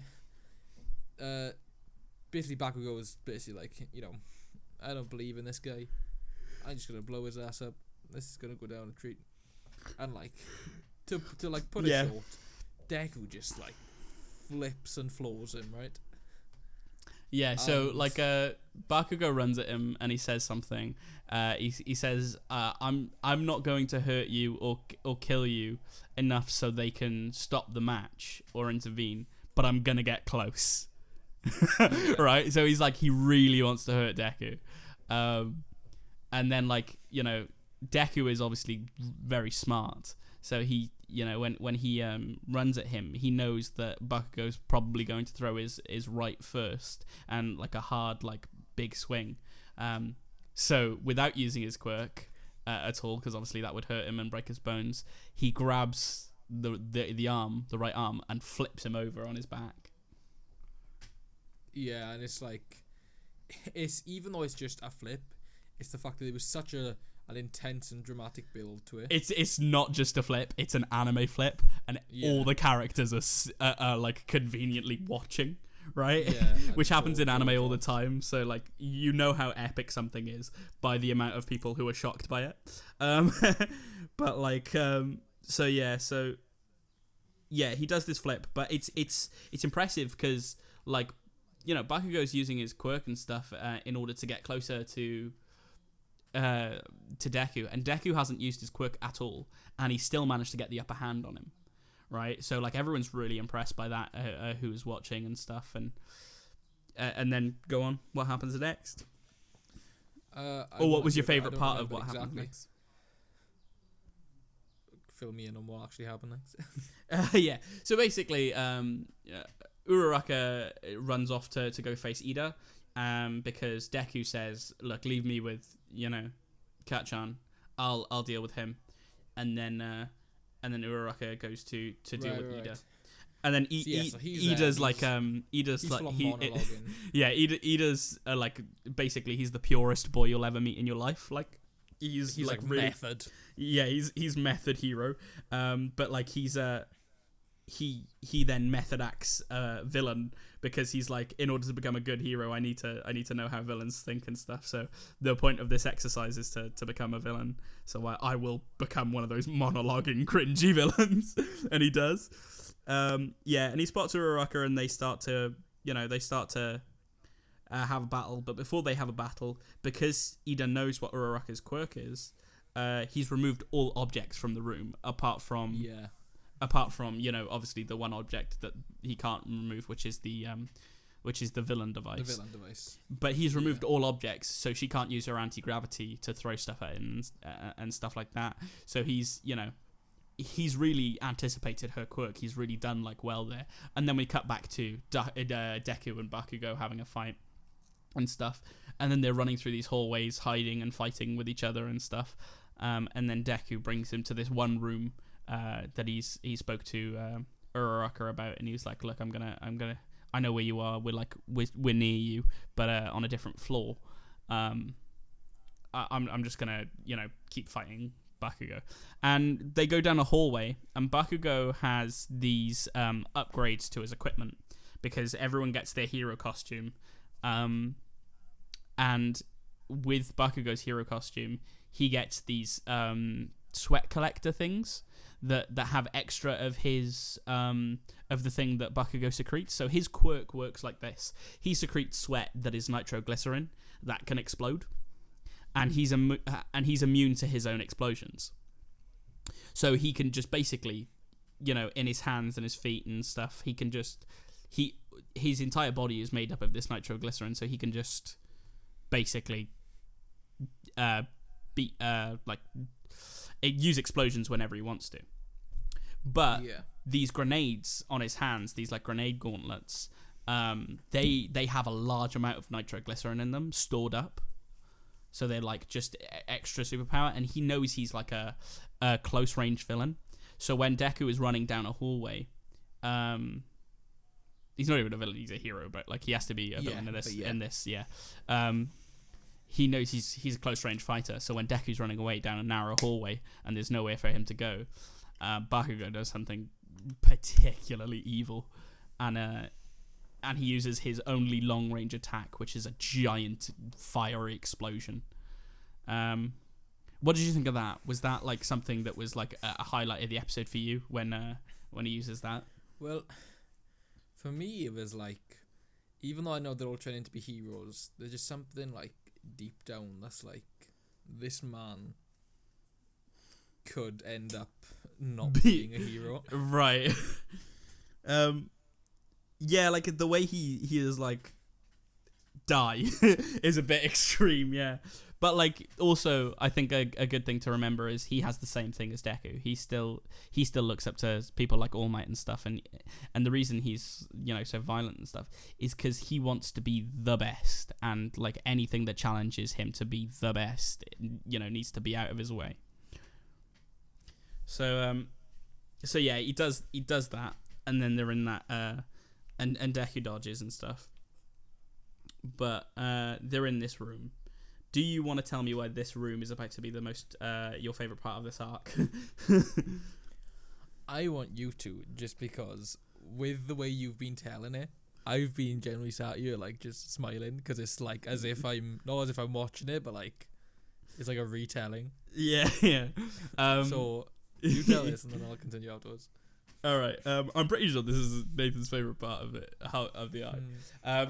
So Deku, obviously being intelligent, lures Kacchan into this room. It's like quite a small room, and it's near where Uraraka and Ida are, but Ida and Uraraka are on a different floor. So they're in this room and they're fighting and stuff. But obviously Deku can't use his quirk. He still can't use his quirk because he's going to break his bones. And also, he doesn't know his own strength. At 100%, he could really hurt Bakugo. So there comes to this clash and stuff. And Bakugo and Deku have a heated debate and stuff. And Bakugo's like really angry at him and stuff. And then they begin to fight again. But Bakugo can't use his long range attack in this because 1, All Might's told him not to. And 2, it's just a close range battle now. So what happens is Bakugo jumps in the air and he is about to blast Deku with like the a massive blast from his hands and stuff, and he's about to beat him. But Deku has had a plan, not all this time, but he's formulated a plan very quickly, and he knows how he's going to win this exercise, even though he can't overuse his quirk. So what he does is he blocks with his left hand, letting Bakugo basically tear shreds into his left hand with explosions, and then he uses his right hand, his right arm, and he breaks his right arm, and he punches upwards at 100% of his power, and he breaks through each and every floor, and he goes through the roof of the building, and he creates this massive gaping hole in the building, and like he basically breaks through every floor and ceiling in the building, so there's a huge hole throughout the building, and that gives Uraraka a chance to have debris and stuff to fight Ida with, but also it distracts Ida so Uraraka can capture the device, and it's like a genius moment with so much swelling and cinematic. It's got the music, it's got the monologuing, it's got the argument, it's got both sides of the narrative between Uraraka and Deku, both having their individual fights.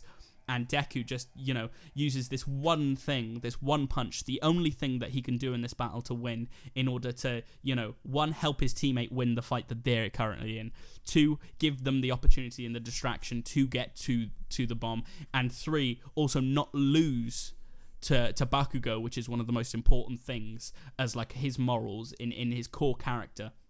He doesn't want to lose to Bakugo, and this is the one way he cannot lose to Bakugo. Even if Bakugo tears him to shreds, even if he breaks his arms, even if he beats the crap out of him, he still wins the exercise. He still beats Bakugo, and this infuriates Bakugo, and like he's like that punch really it breaks the entire building. He's so shocked by it, and then Bakugo begins to wonder, could he actually beat me? Like, could Deku actually be better than me? And he's not taking into the account that obviously Deku can't, because he'd break his arms. But like, he's like, that's so powerful. Could he beat me? So then Deku goes to the nurse's office and to get fixed up again by Recovery Girl, and Bakugo goes to watch the other fights. That moment for you, explain to me, like on a tier list of like epic moments throughout this, where does that sit for you before the USJ arc comes up? Now, this is the thing, right? There's a lot for me, right? The only reason why this is not the pure top of the tier list is because that episode 2 scene, even though might have not been as good as this scene, to me that was the scene that was like, this show is great. So yeah, like, it stands out more. Would you say like it changed your mind on anime because you were expecting this to be like something like One Punch Man? Yeah, I think that's why that's at the top. But if it weren't for that, and if it weren't for that, like connection to it. Because, like, you got to think, if I had never watched One Punch Man but just watched this first, would I have enjoyed it as much? Because now because I don't know, obviously we'll never know. Because now, yeah. I think you would have. I think this anime is transcendental. But that's the thing, would I have been like, that was cool because it was cool, or would I have been like, that was cool because Jesus Christ, because it did, that's true. It probably made that moment a lot better for you. Which I'm glad, but other than that, other than the reasoning for that episode 2 scene being at my complete top, that's top tier. Like, let's go tier list vibes, S tier. Like, we're going for that. Yeah. But it's just not as up there with the second Definitely. scene of episode 2 because, it just has that little special something. So another thing about this arc that I think I really enjoy, and you can tell me if you enjoy, is after that amazing moment that Deku finally shows Bakugo what he's made of, even though he's made of broken bones. Is that Bakugo goes back now to watch the rest of the people do their villain and hero fights, and we get to see them. We get to see people's quirks in action. That's really cool. Like, one of the coolest things. They're in their costumes. They get to use their quirks. We're seeing, like, the quirks, not a lot of them in action, but, like, we see, like, a lot of, we see a bunch of them doing some really cool stuff. Then Kachan, this is a big thing, like, Bakugo really notices something when he sees Todoroki. Todoroki has this quirk called half hot, half cold, in which he can use fire and ice. And he walks into the building, tells his teammate to step outside for a moment, and he freezes the entire building, including the villains upstairs that he has to defeat. So he freezes them in place. So, like, if they move, they tear their feet off. He freezes them in place. He walks upstairs. He captures it, like, so easily. And, like, this is the moment where Bakugo thinks to himself, could this guy beat me as well? Like, I thought I was the best of the best and there was nothing better than me, but, like, this is sort of a humbling moment for him as he sees Todoroki just absolutely wipe the floor with the other heroes in his class. You could see that he's on another level to Bakugo as well. So it gets to this point where, like, Bakugo, Todoroki, Deku, they're all in this sort of triangle of power, and you get to see some other people, and you get to introduce to some other people, but nowhere near as much as you get introduced to those other people in the USJ arc, which is the last arc we'll speak about, which is episode 9 to episode 13, which is, the big one. And we're going to have to wrap it up soon because this has been quite a long podcast. It's going to be 2 hours at least. Yeah. We said it was a slow news week, but because we've done 2 topics, we've actually, like, gone longer. But, So that's pretty much the end of that arc, and, like, Deku gets the win. He comes back. He sees a couple of the fights as well, and then All Might congratulates him and stuff. And All Might also has his own little arc in that one because he's trying to figure out whether he should step in or not because he knows Deku's feelings about Bakugo, and he decides not to step in even though Bakugo's crossed the line a couple of times. In order to let Deku get that win. And then overall, Ida wins the best. He wins the challenge, basically. He's even though his team lost, he gets an award for being the person who did their job the best, because he really embodied the villain role, even though he's such a hero, and he never did the things that Deku did, like Kachan, Bakugo overstepped it. He overstepped the line a bunch of times. Deku did something that he wouldn't be able to do in a real life situation, and so did Uraraka. Yeah, he wouldn't have been able to blow the building to pieces because obviously the bomb would have gone off, and Uraraka wouldn't have been able to do what they did. You only did it because you knew that it wasn't a real scenario, and you wouldn't have done it in a real scenario. Yeah, and that's, they won the exercise, but if this was a real life situation, everyone would have lost. So it's like, so that's why Ida, he did everything correctly. He acted as though this was real life, and he gets, like, this little award and stuff is really good.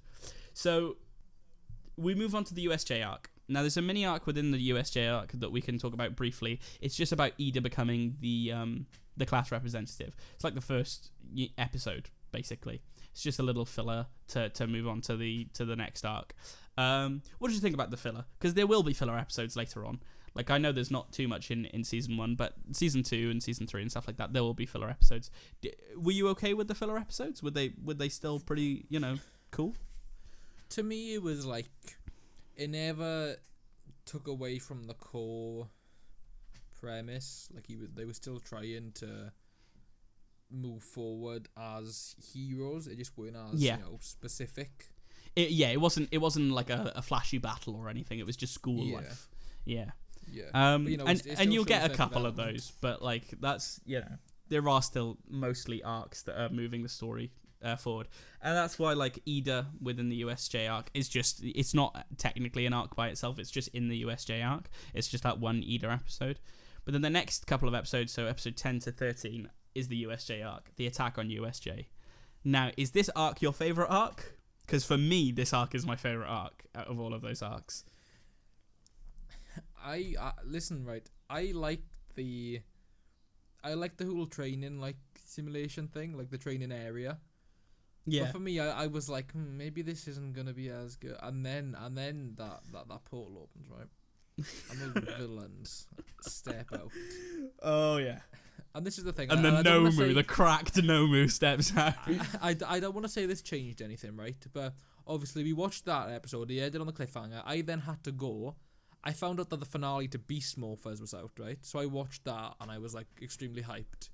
And then we went back to it, and then I was already hyped because I had like seen that finale, right? And then I was like, I remember what the cliffhanger of the last episode was. Oh my god, this is gonna be so cool! And like I was just like more hyped up because of that. So again, I feel like things are happening. For example, watching One Punch Man first, seeing the Beast Morphers finale, I feel like things are happening in my favor because it just makes me more excited for But I mean, definitely like the fact that things are happening in completely different, like on the boat in the burning building, like all of the stuff is happening. Yeah, but it's all within one location. Like that's, like I want to say genius. Like I mean, I'm not being funny. They've set something up so that they had a scenario, a training scenario for each hero scenario that there could be. Yeah, and they just did it all at once in the training simulation. But it was real, and not not practice. Yeah, and so, it was.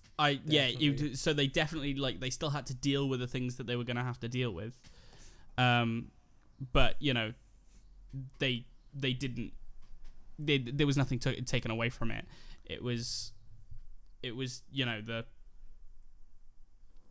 Well, how can I say that? It's like they still had to deal with what they were going to deal with in the USJ arc.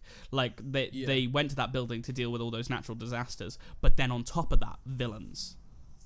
Yeah, and when you have villains, usually you have heroes. Yeah. And there's that one scene. It was All Might, and he was just Oh mate, we're not there yet. We're not there yet. Okay, maybe I'm jumping the gun. So first of all, there's the scene. Oh, are we not even there yet with the other heroes come in? So the first thing that happens is 13 and Aizawa have to fight first, and Aizawa's a race ahead. So he's like this guy who's normally in the shadows, and he negates other people's quirks, but he can't do it to people who are like massive, if you know what I mean. Like people who have like body quirks, who are just like giant humans, or like people who have massive fists naturally. He can't like deflate people's fists or anything like that. But what he can do is, if people have quirks where they can breathe fire or something, he can stop that. He can be like, you can't breathe fire anymore. But he has to be looking at them. Oh my god, yes. I literally I know where this is going. Like, so I don't know why I forgot this happened. Oh my Jesus. Yeah.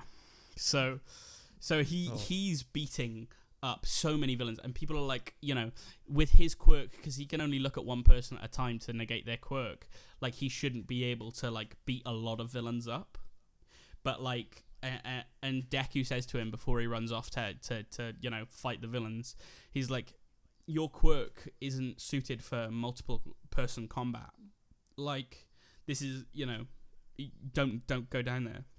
And he said, I wouldn't be a hero if I only had one trick, which I think resonates with Deku because obviously, you know, your quirk is not going to be the only thing that makes you a hero, and Deku knows that for sure, and Aizawa proves that because he goes down there and he beats up like 12 people in the first second because he has this iron scarf wrap that he can use as a weapon, and also he has these goggles, which means people don't know who he's looking at. So no one knows whose quirk's being cancelled at the point that it's being cancelled. So he's like just fighting these people and he's cancelling quirks as he's beating people up. And yeah, he does an amazing job. Can I just say, like, I do love that like they don't know who he's cancelling, who can do what at this point. Like, yeah, you know. Yeah, no, I fully enjoy that as well. Like, it's one of those things that is like, it's like so because they don't know who he's cancelling, like they're not like hesitant at all either. They're all still coming for him. He's just a better fighter than them as well. Like, and that's one of my favorite parts. And then while all that's happening, there's a fight between 13, whose quirk is Black Hole, and he can basically turn anything into dust because, like, basically he's in this spacesuit that encapsulates his quirk, and then if he, opens one of the fingers on his spacesuit, like, it turns his finger into a black hole, basically. So yeah, he can suck up anything and turn it into dust. So basically, there's this guy who is a warp gate. Like, his entire body, like, he has a physical body, but, like, most of his body is this, like, shadowy warp stuff, which basically he can teleport anyone anywhere as long as he knows the coordinates. And he's trying to basically spread up the kids. He wants to spread up everyone and take them into loads of disaster areas where they've planted criminals to face them against. And, like, 13...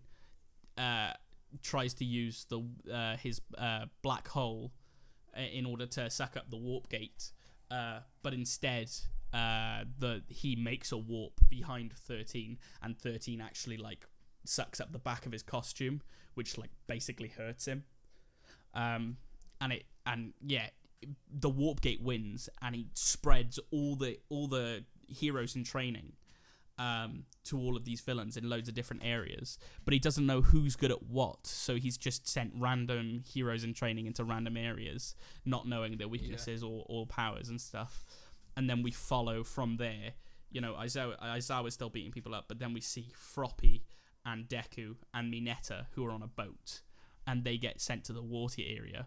But it's clear that they don't know these kids' weaknesses because they sent Froppy to the water area, and she does amazing in water because she's got a frog quirk.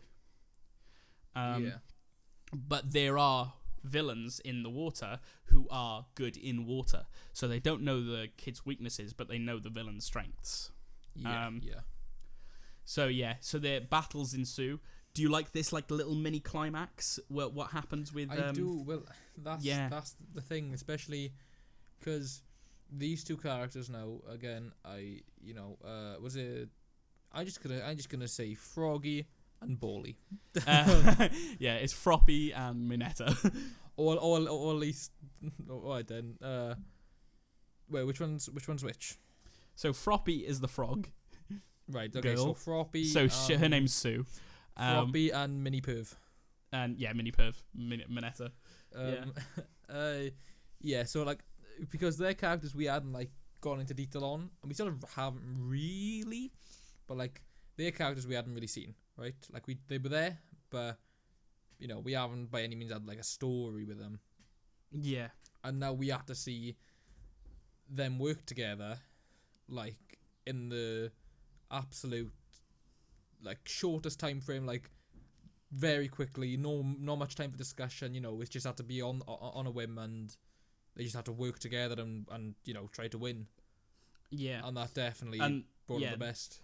It did, and the way they did it just really shows how, like, good Deku is at, like, tactical thinking and stuff like that.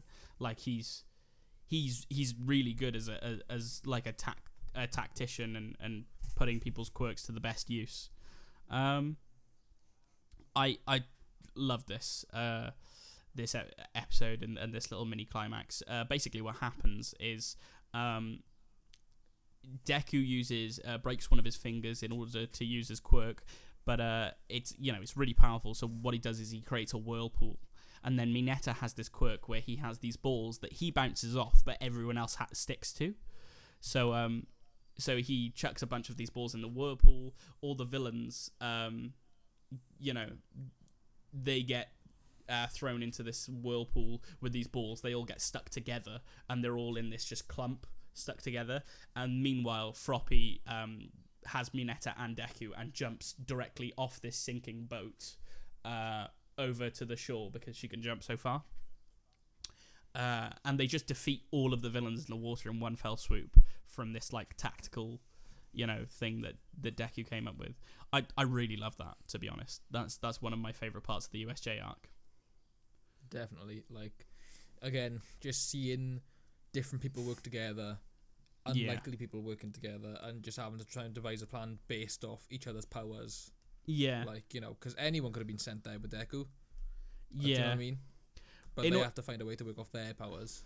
In order to get to the thing that we really want to speak about, I'll just list off a couple of the highlights, and you can disagree or agree if you thought it was a highlight. Highlights were we got to see a lot more of the characters using their powers. I really liked Kaminari's little climax where they, I forgot what her name is, but the one that can create anything from her body mass. So she creates an electric blanket, an insulated blanket, and then Kaminari just goes off and electrocutes everyone around them. Yeah. That's a cool little thing. Bakugo and Red Riot working together. That's super good. Yeah. Ida's little moment where he actually has to go find the other teachers. An amazing moment for him, finding out, there are multiple ways to be a hero, and him doing this is actually heroic, not cowardice. That's a highlight for me. And then, here it comes. All Might comes in.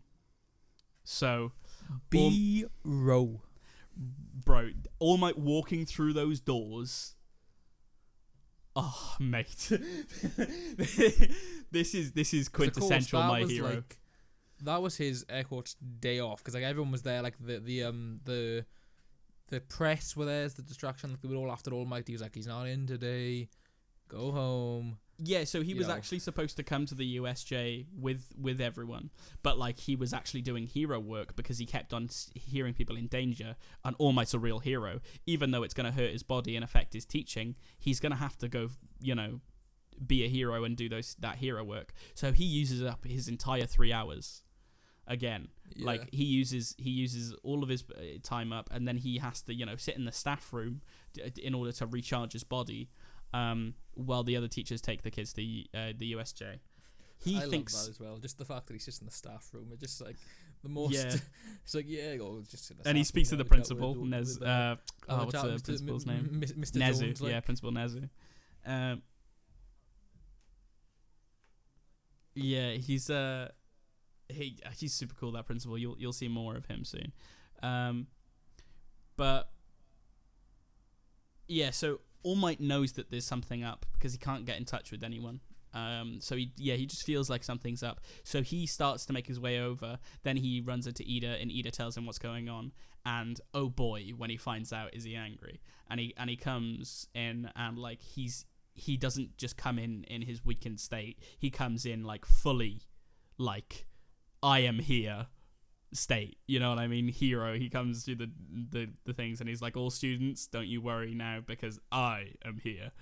And Ida runs past him in order to get more teachers to help All Might out. But All Might comes in, and he starts going with the villains. Just before All Might walks in, Aizawa starts losing a fight against the main villain, Shigaraki. Shigaraki has a quirk that, but basically when he touches him, like, it decays his body. He's got this decay quirk. And like he decays some of his elbow, and then he gets the Nomu, which Aizawa cannot negate his quirk. Gets the Nomu to just basically smash his face up and just beat the living hell out of him. Now this is a thing that I've got to like get your opinion on.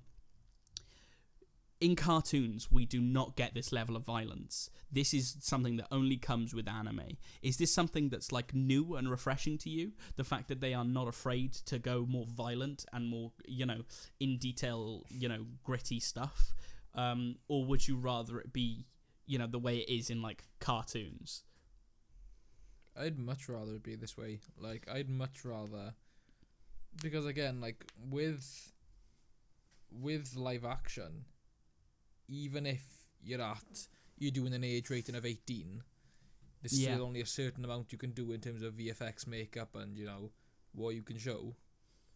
With cartoons, it's just a drawing, so like they don't really have a limit on, right, if you want to show blood, you can show blood.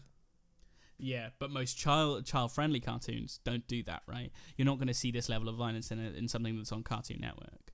Like the most you'll see is like maybe season 1 of Ant and Alien Force, the most gore, and that's not even gore. Yeah. I think the level that this got to, on like something like Cartoon Network, the highest level of like gritty violence you got to was Teen Titans, the original one. Yes. They definitely had some moments where they had some blood in it, but it wasn't much blood either way. But it was there was a sense of violence in that. But that show was scrapped in order to make way for a fluffy child friendly version of it where there's no blood. So it's like with anime, and this one's not one that's going to be super violent all the way through, like bloody constantly, but there are anime like that, like Kill la Kill and stuff. There's an anime that's based on people using their blood as a weapon, right?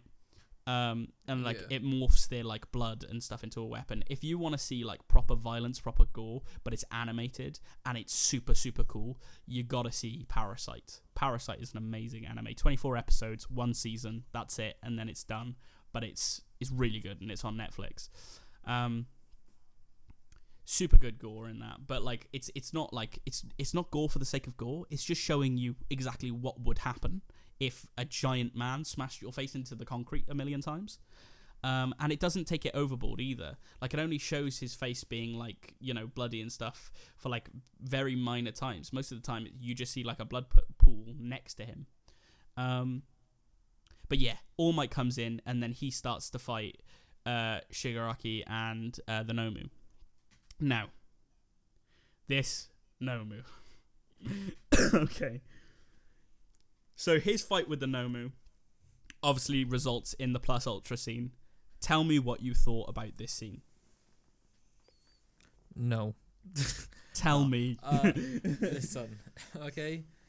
Like, you see many things at the age of 17, 16, right? You see a lot of things that's in cinema, because that's all you got to do, especially in quarantine times. All you can really do is watch stuff, right? Yeah. No. This was like, you watch something and you're like, they put something extra into that, and I appreciate it, yeah? Yeah. This was, they were like, this isn't we're not gonna allow this to be extra. Like, there is going to be no extra.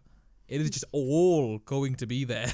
Yeah. And like, you just, like, I was expecting it. Yeah. In the sense of something's about to, like, go down. And there was real like struggle, right? Like you could see that potentially it could have gone the other way. Yeah, exactly.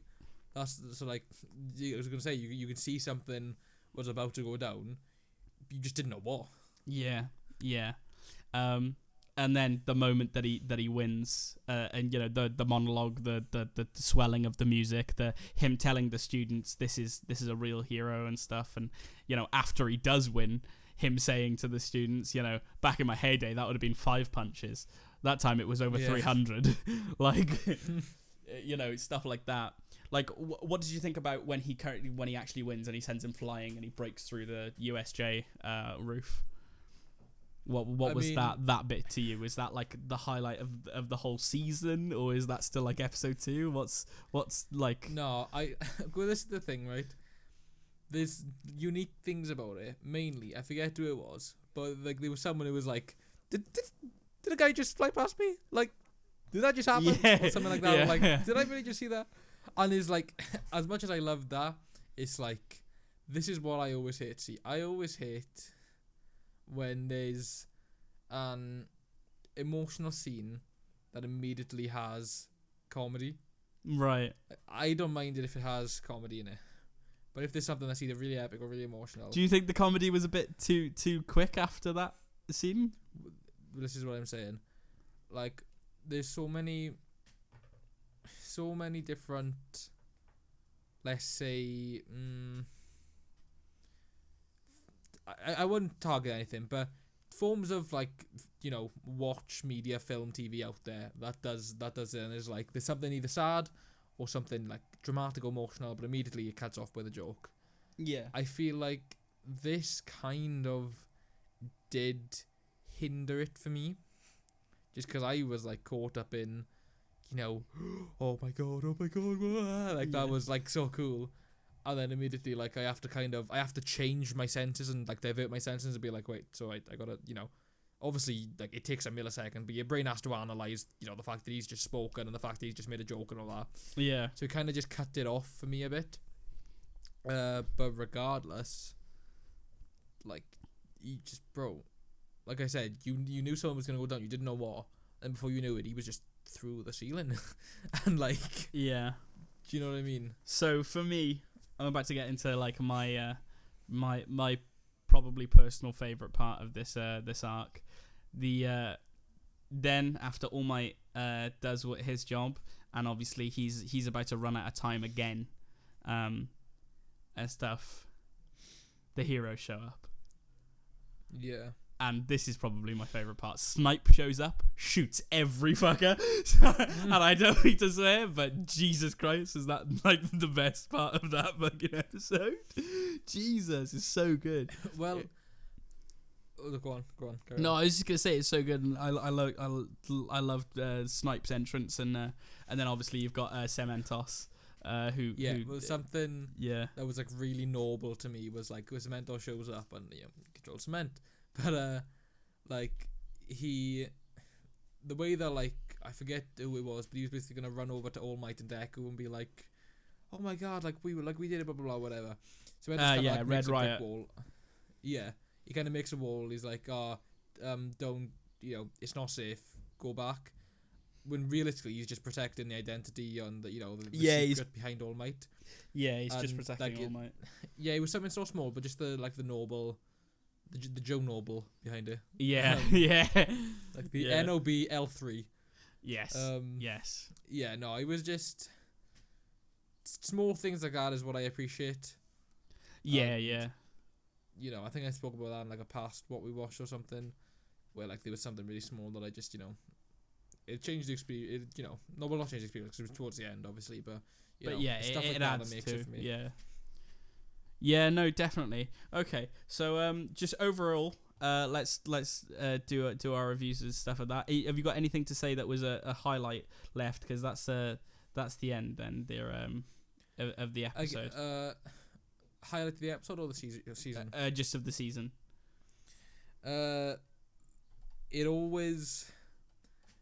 The big climactic things are always expected, but unexpected. Yeah. So they happen, they're gonna happen, but it happens in either a certain way or a certain time, even if it's like 2 lines later than you originally thought it was. And I feel like it's always in the perfect place. It's never overdone. It's never underdone. Yeah, no, definitely. I agree. What about you? So my highlight of season 1, like the thing that I enjoyed the most is just the storytelling, because I know what comes next.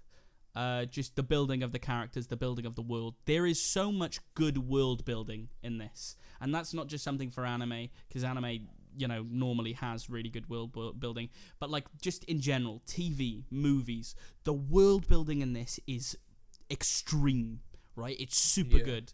Like, it reminds me of things, and like some people might not agree with this, but like at the Lord of the Rings level, where there's, you know, there's amazing world building in that, because you just from the start know that there's orcs, there's elves, there's people, you know, there's these different lands, there's these different people, there's these different evils, and there's these different heroes and stuff, and then the fellowship forms and stuff, and that's like amazing world building. But this is such good world building. At the start, you know there's heroes. You know there's the big hero. You know there's villains. You know there's quirks. You know there's powers. You know there's a variety. There's different types of quirks. Just the world building and the fact that there are pro heroes out there that you're just eventually going to meet.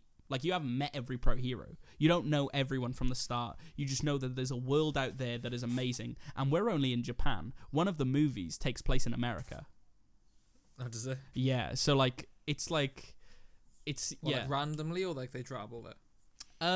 No, they travel there. Well, in fact, actually, I'm lying. It doesn't take place in America. It takes place on an island, but the start of the movie takes place in America. But you'll get there eventually. So let's do our out of fives. How good is it out of 5? No, okay, I'm gonna. So, we've done. So far, I've given 2 5s. It's been on Upgrade, and it was on Onward, right? And I said it was a 5 because they were both 5s, not because one was better, but they were just 2 completely different films. So like, there was no way to compare them. This, in my opinion, see. It's not that I don't think it's a 5, but there are more seasons to this, and I think we're probably gonna, what we watch them in the future. Well, this is definitely just season 1 we're reviewing. Yeah. So if I'm gonna give my hero something big, I want to savor it, right?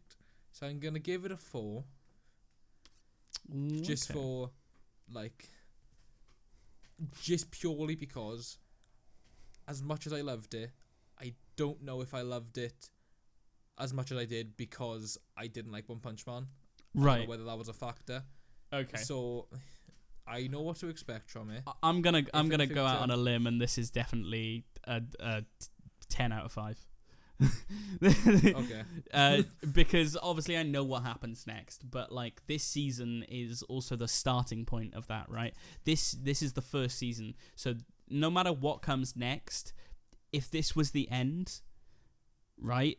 This has still given me the experience that I needed. And obviously I know stuff that comes later is amazing, and I know that there are more to these characters' stories and stuff, but I've still had an amazing experience at the start, because I wouldn't want to watch the rest if not, right? So this is like, I won't give it a 10 out of 5 because that's ridiculous, but I will give it a 6 because I said before, we can go over, and I've given one other thing a 6, which is Upgrade. But yeah, this is a 6. And like, as I'm about to ask you, but for me, for the rewatchability and like watch onwards, I'm waiting for season 5 to come out. Right, I'm on episode 90. I've finished this. How long until season 5 comes out? Like next year, I think. I need to watch up to season 4 before then. Yeah. So like, that's also for me. That's also a 6. So what's your rewatchability / will you watch more out of 5? 100% 5. Again, I'm not gonna go over just yet because but yeah, definitely 5 for. Okay. Well, with that in mind, next week we're not gonna jump straight into season 2 of this, even though I know Nathan does want to watch some more. Is that right? I do. I would very much like to. So what we're going to do next week is we're going to give a break from any movies or anything like that, but we're just going to update you on Stargirl. So we're going to watch some more Stargirl. We watched the first 3 episodes, out of order, mine. We watched the first 3 episodes, in episode, was it 7 or 6? Something like that. It's currently episode 10, so I believe we would have said we were watching it in episode 6 and watched it in episode 7, because episode 8 would have been One Punch Man, episode 9 would have been Upgrade. Right. And now episode 10 is this. So yeah, I think it was episode 7. But one of the episodes, you can see by our thumbnails, we watched Stargirl. We watched the first 3 episodes. So next Monday, we'll have watched probably 6 or 7 episodes into the show. Not in total, not for that one. So yeah, watch all the Stargirl episodes every week and stuff, and then we're going to give our updated review on if the show is keeping up with our standards. And then, don't be disheartened. My Hero season 2 will be the week after that. Oofed. Stonks. Okay, so anything else to say before I wrap us up? Update on the heaters. We are finally sorted. Yeah. The heaters are in good shape. However, it has been extremely hot, just temperature wise, the past few weeks. So we currently have AC on the way. Yeah, It's too hot for the heaters at the moment. This summertime. Exactly. But that's the thing. Like, it was so cold. The heaters were on their way. We arrived. We had so many problems. We finally got them done. As soon as we got them done, it's boiling hot. And the Batcave is cold as it is. But when it gets hot outside, then that starts to glaze through the water, which generates more heat. Yeah. And it's all black inside, so that generates more heat. It's an oven in here. My brain bakes. So yeah, got AC on the way. And we are still socially distant on this table, but now we're a little bit closer because it's now 1 meter. So we have reduced from 10 meters on the table to 5. Yes. But anyway, with that, I'll wrap it up. Thanks everyone for watching. Just remember to like, subscribe, leave comments on what you think was good. Tell us what you thought of My Hero if you watched along with us or if you have watched it in the past. And just, interact. Tell a friend, if you like this podcast, spread it around everywhere you can. This is a longer one. I might edit it down just a little bit, but it's a longer one, so we hope you enjoy that. And we will be back next week. So, goodbye, everyone.